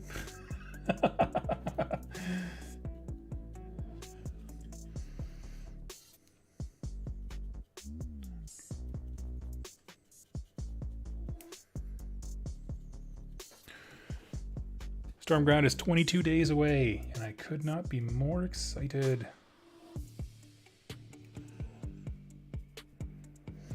I am probably going to do a Stormground-a-thon playing through the story arc.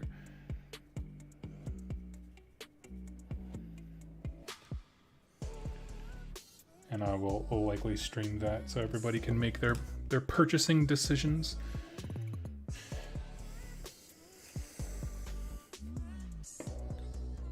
Doug the Stern Wargamer. Yeah, that's me.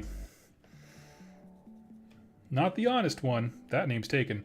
The stern one that reprimands you for staying out too late with the boys. Hey Doug, it's game night at my store. I'm gonna go hang out with the guys. That's fine. Is it actually fine? Or is it actually because I'm gonna go? Yeah, that's fine. You're being reprimanded by somebody.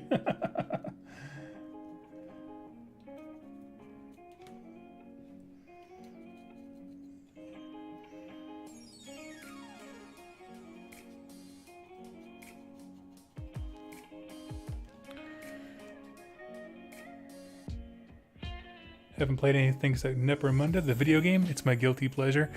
I have it on my desktop. It's just I keep forgetting it's there. You know, like I always saw the memes about like people who forget that they have games on their Steam account they haven't been playing.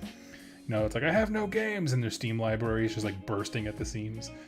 And I didn't realize that like I had somehow slowly become that person.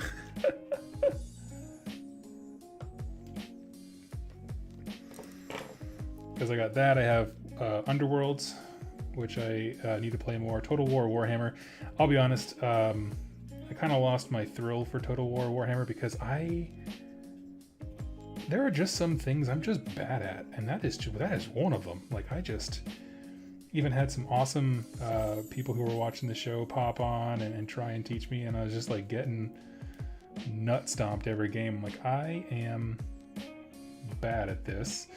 And I don't mind being bad at things. Like, I'm not, like, embarrassed, like, you know, to fail or to lose a match while I'm streaming or anything. That's not like that. I'm not that arrogant. But it's more just, like, I want to be good at something so that when I come in, I can add something to the conversation. Because even if I lose, like, in Underworlds, I can be like, okay, I understand what I did wrong. I can learn from this. With fantasy battles, I'm just like, oh, okay, so that guy just puked up a huge barf tornado, big green tornado from the wall or whatever. Like, didn't even know that was a possibility. Definitely just getting nut stomped for no reason. Cool.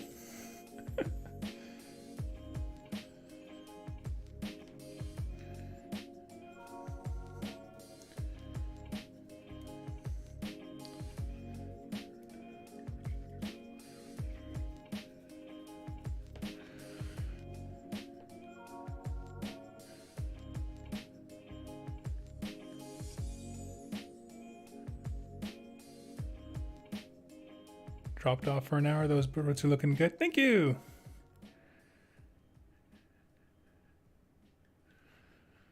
As a person who grabs every free game I can and then forgets, I am always finding new things I own. Yep.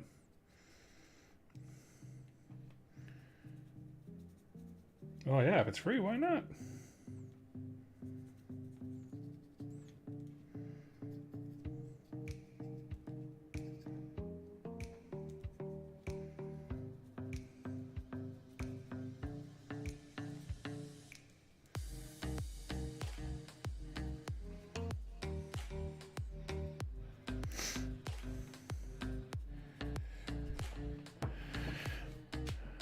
Let's see. Yes, this unit is coming along so much faster than the 12 drones over there. My goodness. But I'm getting a process down. It's a newer scheme to me.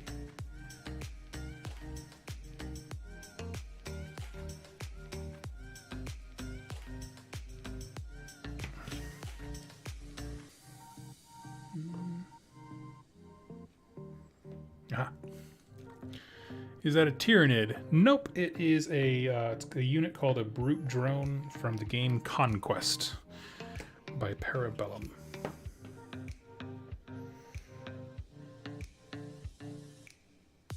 It's like a more dark, I think like I've been alluding it to more of like a Dark Souls type of fantasy where it's got like body horror and I mean it still has like heroic knights that are like pulled straight out of Bretonnia, but that wasn't my jam. I like the weird horror stuff.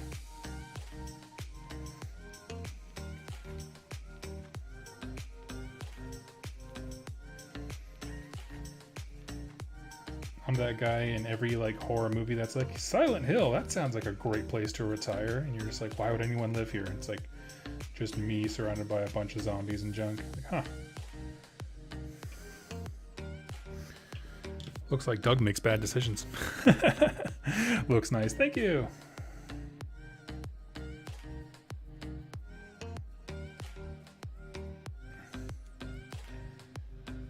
I'm having a good time painting them. The hero models really for me are the centerpiece. It's this dude and the other ones in the Spire faction just look incredible.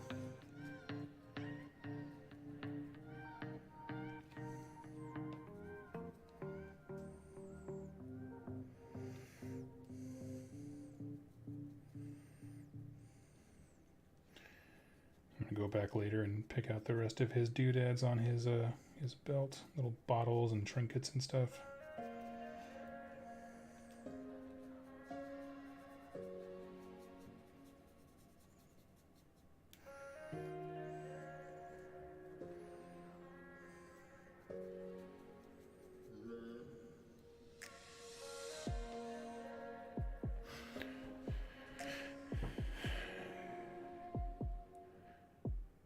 Question, you play any Necromunda lately? Tabletop? No, nobody plays around here locally. I asked and there was a few people who were like, apparently there was a scene locally and then some guy was an absolute douche and so everyone was just like, this game sucks. Like, I guess it was in terms of like power gaming or whatever, I don't really know the story, but so basically everyone in the area hates it, nobody wants to even try jumping into it, so no more tabletop for me, I guess, for a while.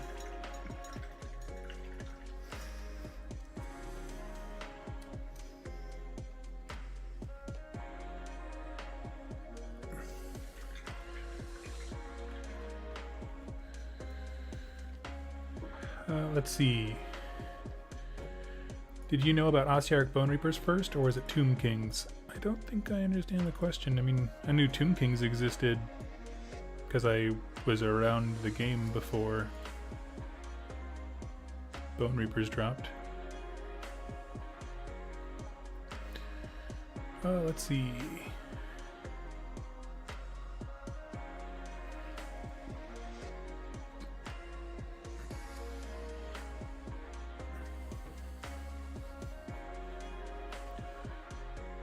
Do you sometimes paint bases separately? I had trouble reaching some areas of the base below my long robes and Sisters of Battle after finishing the first models. I will do it very rarely. But I'll be honest, I'm the wrong person to ask because I generally could not care less about basing.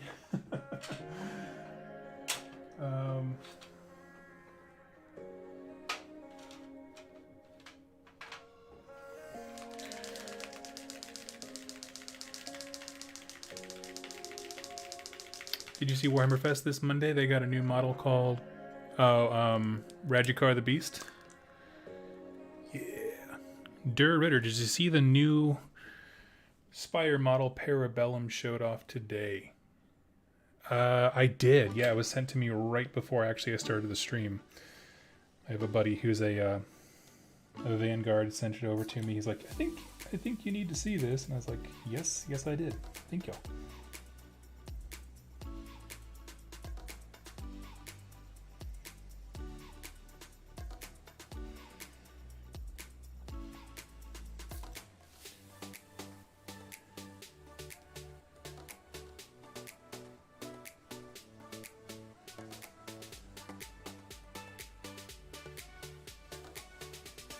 Just working in a little bit of yellow, and then what I'm going to do later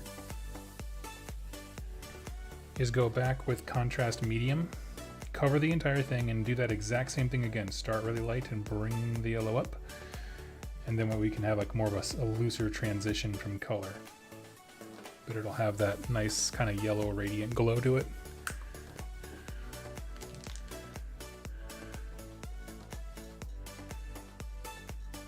Hard truth, plain black bases are the best. I agree.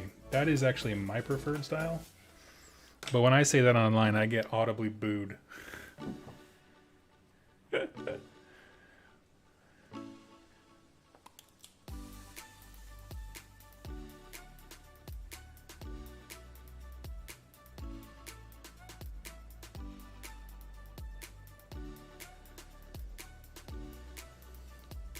Let's see.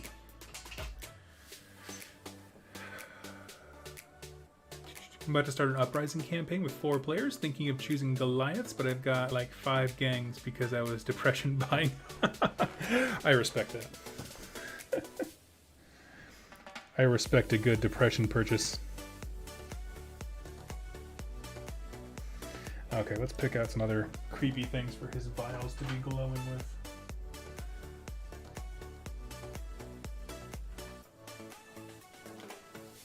So we'll have a green one. That one will complement the red.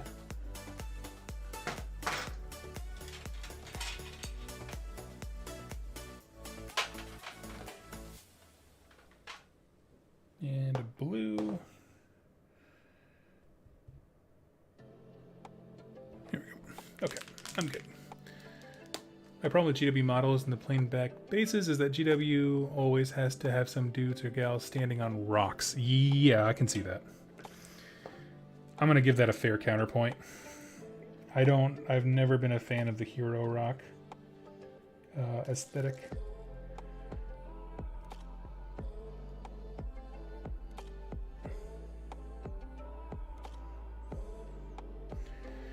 I don't think I've ever looked at a model and been like, you know what this guy needs?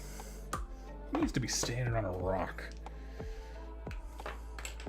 I think the most egregious one lately has been, not actually from GW, it's the latest, what is her name? Oh no, I'm gonna find it out here.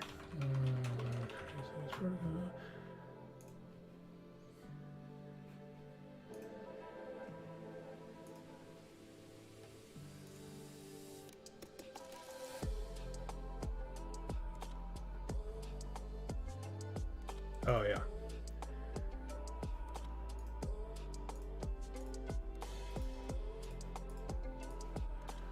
I'll go to the shared screen. This to me is the most egregious model when it comes to anything else. It's like not only is Black Cat standing on a hero rock, which is a girder of some kind with web, but it's like you can't even repose it. Like this is like me if I rolled out of bed in the morning and my torso is like half on the floor. What else are you gonna do with that? Like, I mean, I guess I could model that, like just having like have her be like a casualty. She's just like slumped over like a parking bench or something, but it's like, what?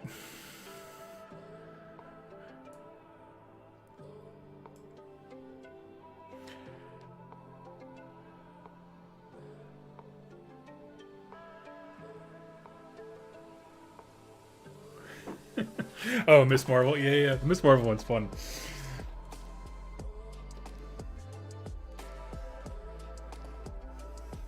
Let's see. What else can I do right now while things are kind of drying?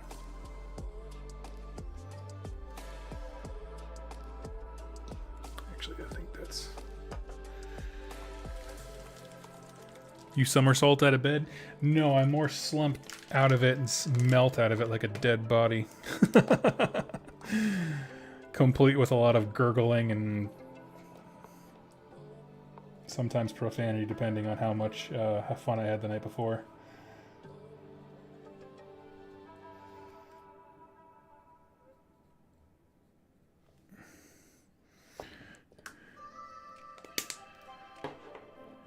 Don't you know the larger the rock, the more powerful you are? Exactly. If you can raise your leg above your calves above your thighs, you are a being of pure energy.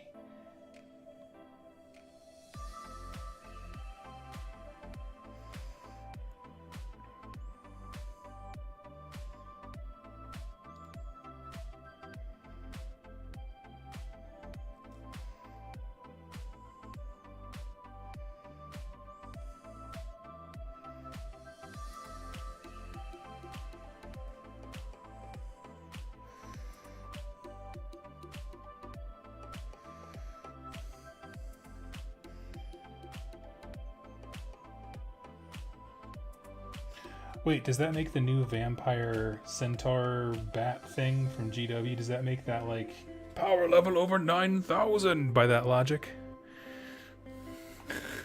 And then Simba should own the Age of Sigmar. I love it.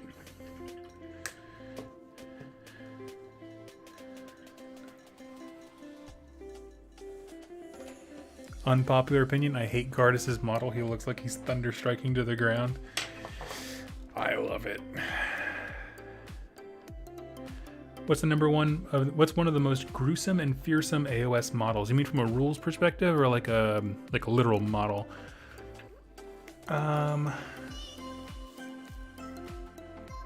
Like, okay, like if we're talking, this is actually a really good question. So if we're talking like you saw a Games Workshop model in life walking towards you, what would be the scariest thing? I'm gonna go with a pack of Slongor. That would be real. That would be real bad. So would a Hell Pit Abomination. Those are my big ones. Those are mine. What has anybody else got?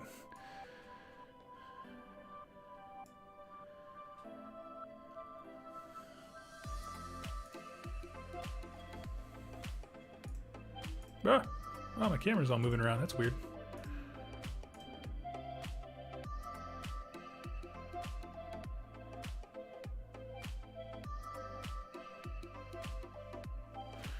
Doug loves it. You dashing rogue. You. I don't know why. Why do I like the Gardas sculpt?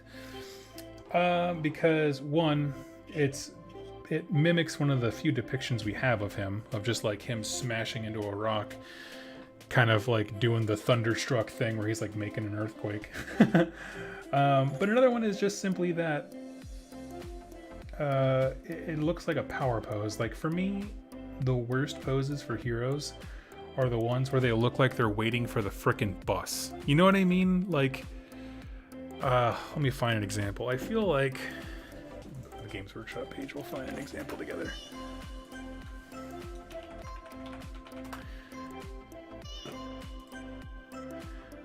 Like, I feel like most hag queens just look like they're just chilling. Order, let's go. Let's start with Stormcast because they're easy to pick on.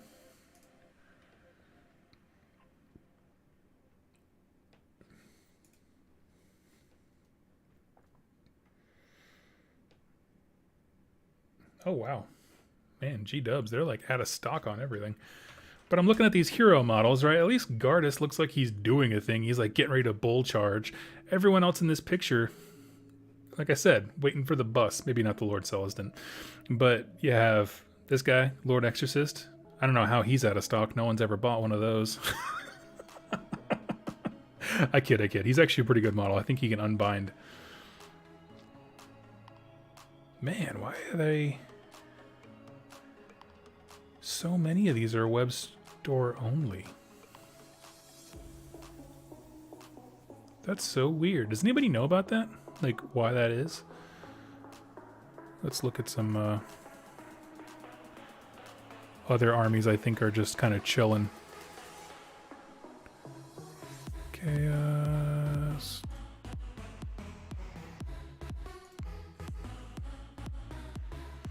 We'll go siphon out the heroes. Yeah, Jarka Chieftain's just standing there. This guy's just hanging out reading a book. I'm telling you. Waiting for the bus.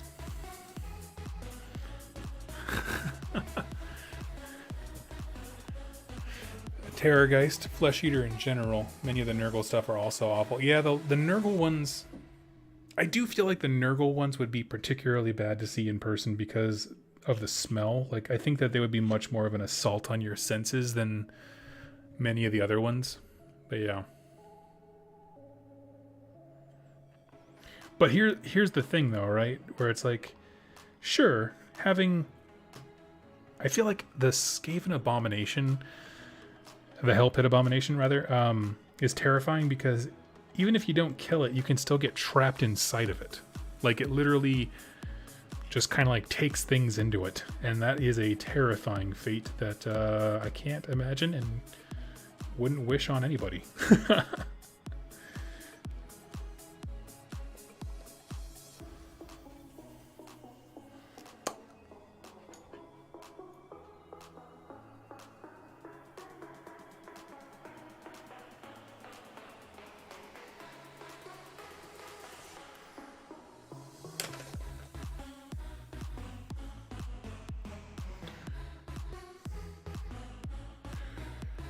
Imagine the shelf space to stock all those heroes. Yeah, I guess you're right.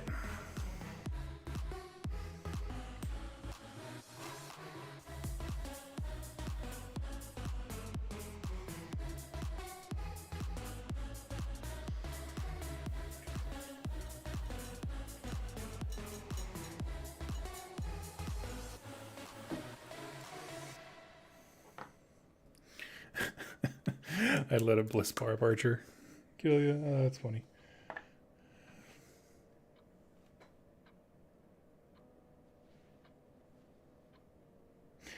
Be like Fry when he gets picked up by dinosaurs. This is a cool way to die.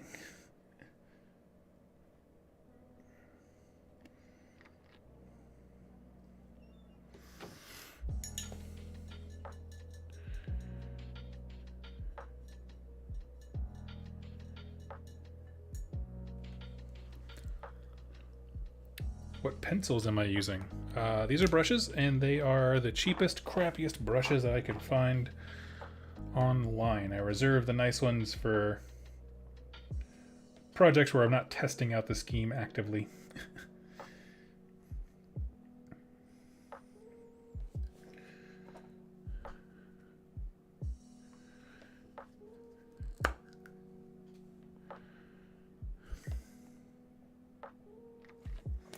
Yeah, the Hell Pit Abomination. Yeah, you can get like rolled into it. There's like stories from this Skaven battle tome of like someone will go into the pit to try and like, you know, wrangle the Hell Pit Abomination to lead it to war. and it'll roll over on them and they'll just get stuck inside of it, and then you'll just be like alive but kind of being consumed by this nasty stitched together monster. Oh.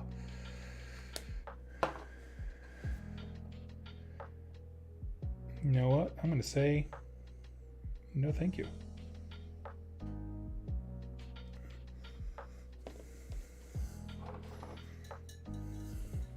Check, please. Painting Lilith in 40k felt a tad odd when I run my witch army. She's my leader. I feel bad when she dies. Oh, man. I haven't been as tempted to get into 40k in a while as when I saw some of the stuff that's been coming out for the Dark Eldar. Like, not new models per se, but the way their Crusade rules work seems to be super intriguing to me.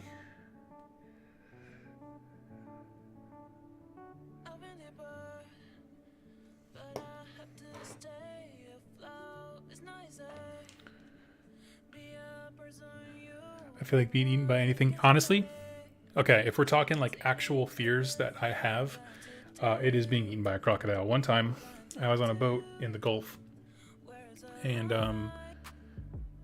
we were in the water, and I was reaching for like a hat or something fell off the side of the little canoe we were on, and the guy who was with us just grabbed my arm and pulled me back in, and he's like, "Look," and he looked at the water, and there was just all you saw was the eyes, and the gator was coming so slow.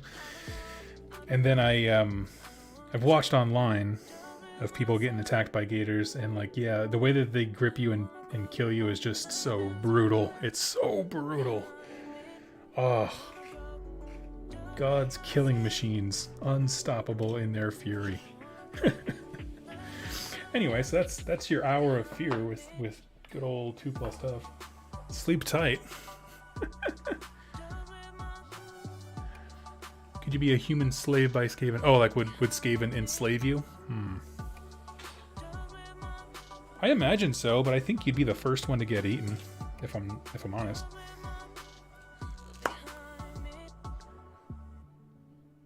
How much do you think it would be for a professional painter to paint a 2,000 point army? A couple hundy, if not 1,000 for sure. It also depends on what you want quality wise, to be honest. There's a lot of variables, and artists are different.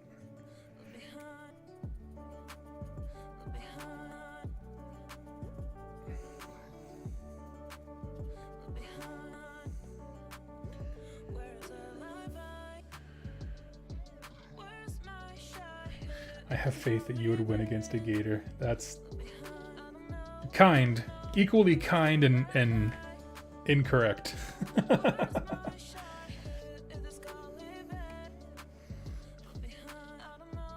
Florida, our state dinosaur is still alive. I like that. That's a good tagline.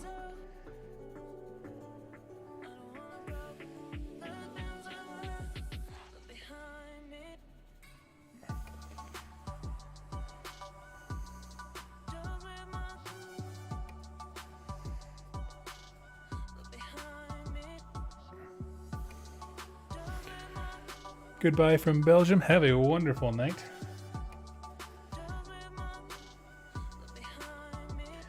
Take it easy. I'm just doing some dry brush and highlights of Sotek Green here. Not doing a ton right now detail-wise. We'll do the details after this.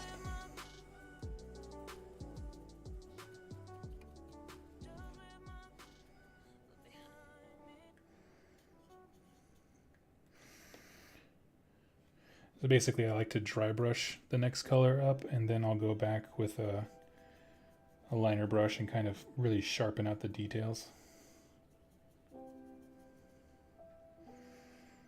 But for right now, it's just kind of getting color on there, making it pop a little bit more.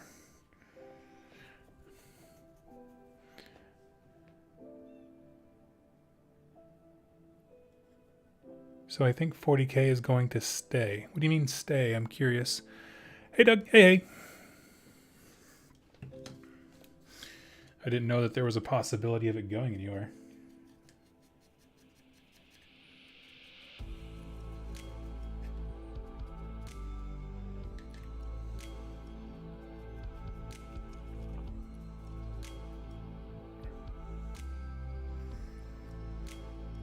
think the only time I ever heard anybody freak out about 40K going anywhere was when they Marvel made the Ultramarine comic, and people were like, "Oh my God, is Disney gonna buy this?" It's like Disney doesn't want you nerds. They already got enough headache with the Star Wars crowd.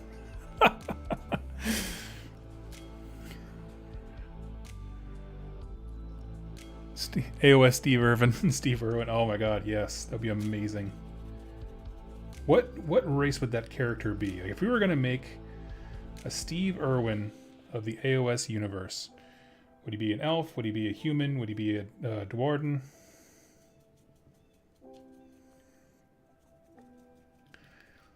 Danger, danger, danger.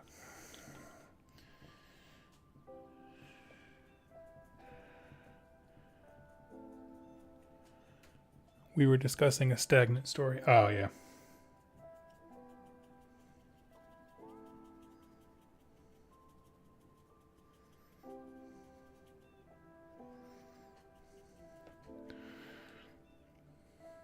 What is, at the moment, your favorite story in AOS? And from which army and race? Ooh, okay. Favorite story off the top of my head right now.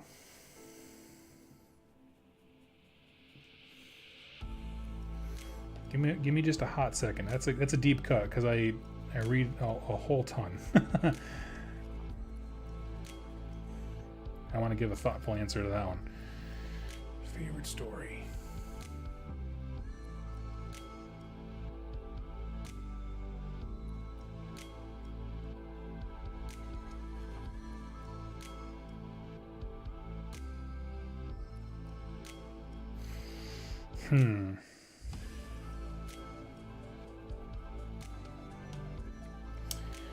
Neferata Dominion of Blood was certainly the most recent book that I have read that I absolutely fell head over heels in love with. And it certainly is one of my faves. I really did like now the name escapes me. First Mark. There we go. First Mark was another great one. I did a book review of that, and my co-host didn't care for it as much as I did, but I enjoyed the heck out of that book.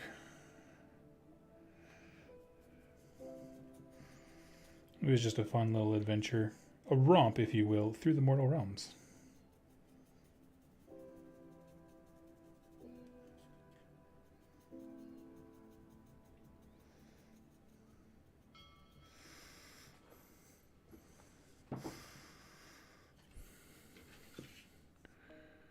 AOS Steve Irwin is pure human, just the ballsiest free gilder.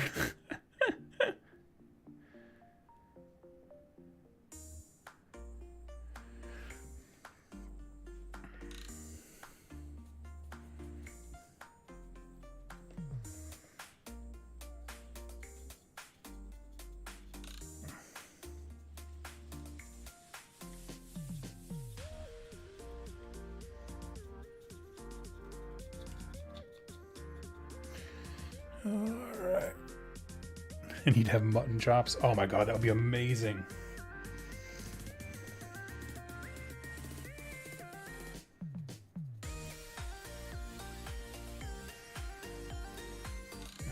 I say, danger, danger, danger.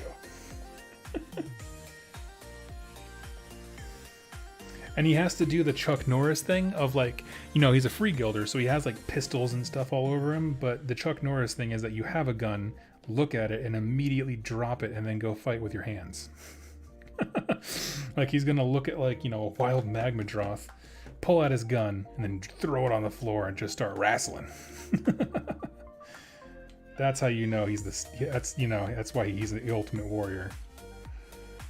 Like, yeah, he could shoot at it, but no.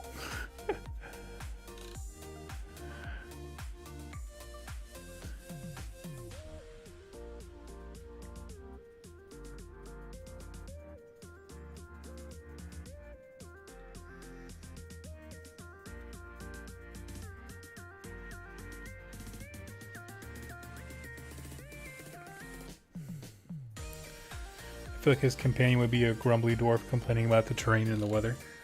That could definitely be.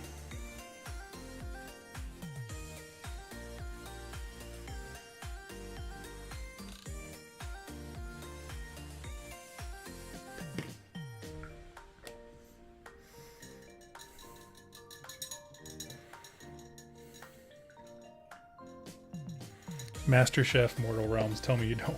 Oh, I would watch the hell out of that.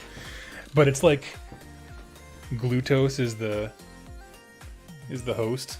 He has to, but they have to go like full was it Iron Chef back in the day where they had like the Japanese host with his like samurai sword standing right there, and he was just like staring at fruit. If you guys remember that, like if you youngins are too young, the original Iron Chef, it opened on this like guy, and the whole story of the show was this dude got really rich and just started like spanning the globe looking for the most exotic and delicious foods, which is literally the story of Glutos. But when they're explaining this, because it's all dubbed because he doesn't speak English, it's just like panning shots of him like holding an apple, like but like it just keeps doing that from different angles. It was the dumbest thing. I love it.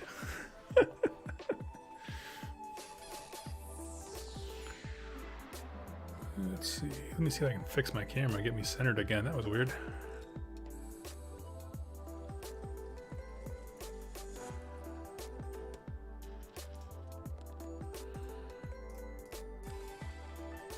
There we go.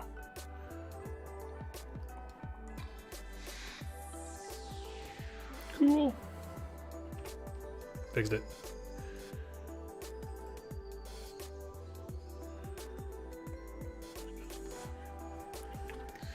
All right, what is next? For him, I'm just going to do all layers of paint with the Sotek green. I'm not going to bother with trying to pick out or dry brush anything.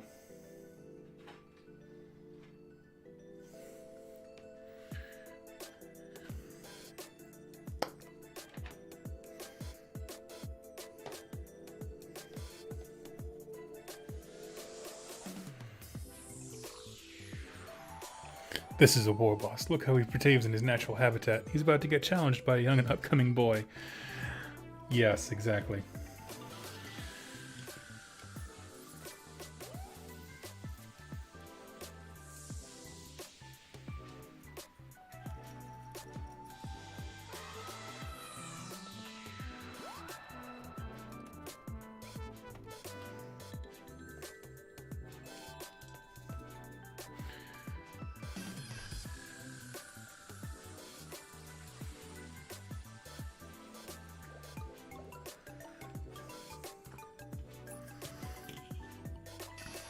Slanesh's symbol does look like a frying pan. That would be amazing.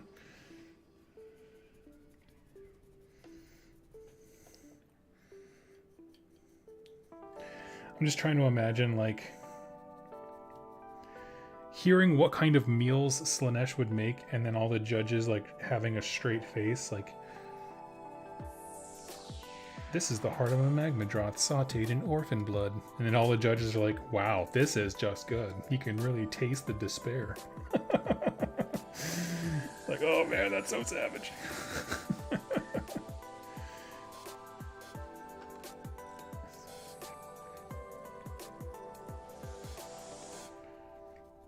Grimdark just got a lot tastier.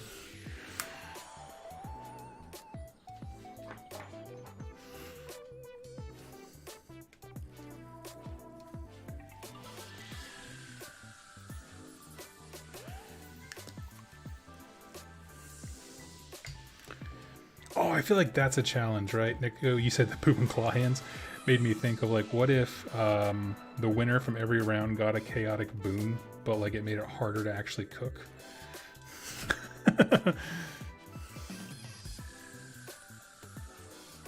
Like now you're getting more gifts from the chaos gods, but you have to prove that you can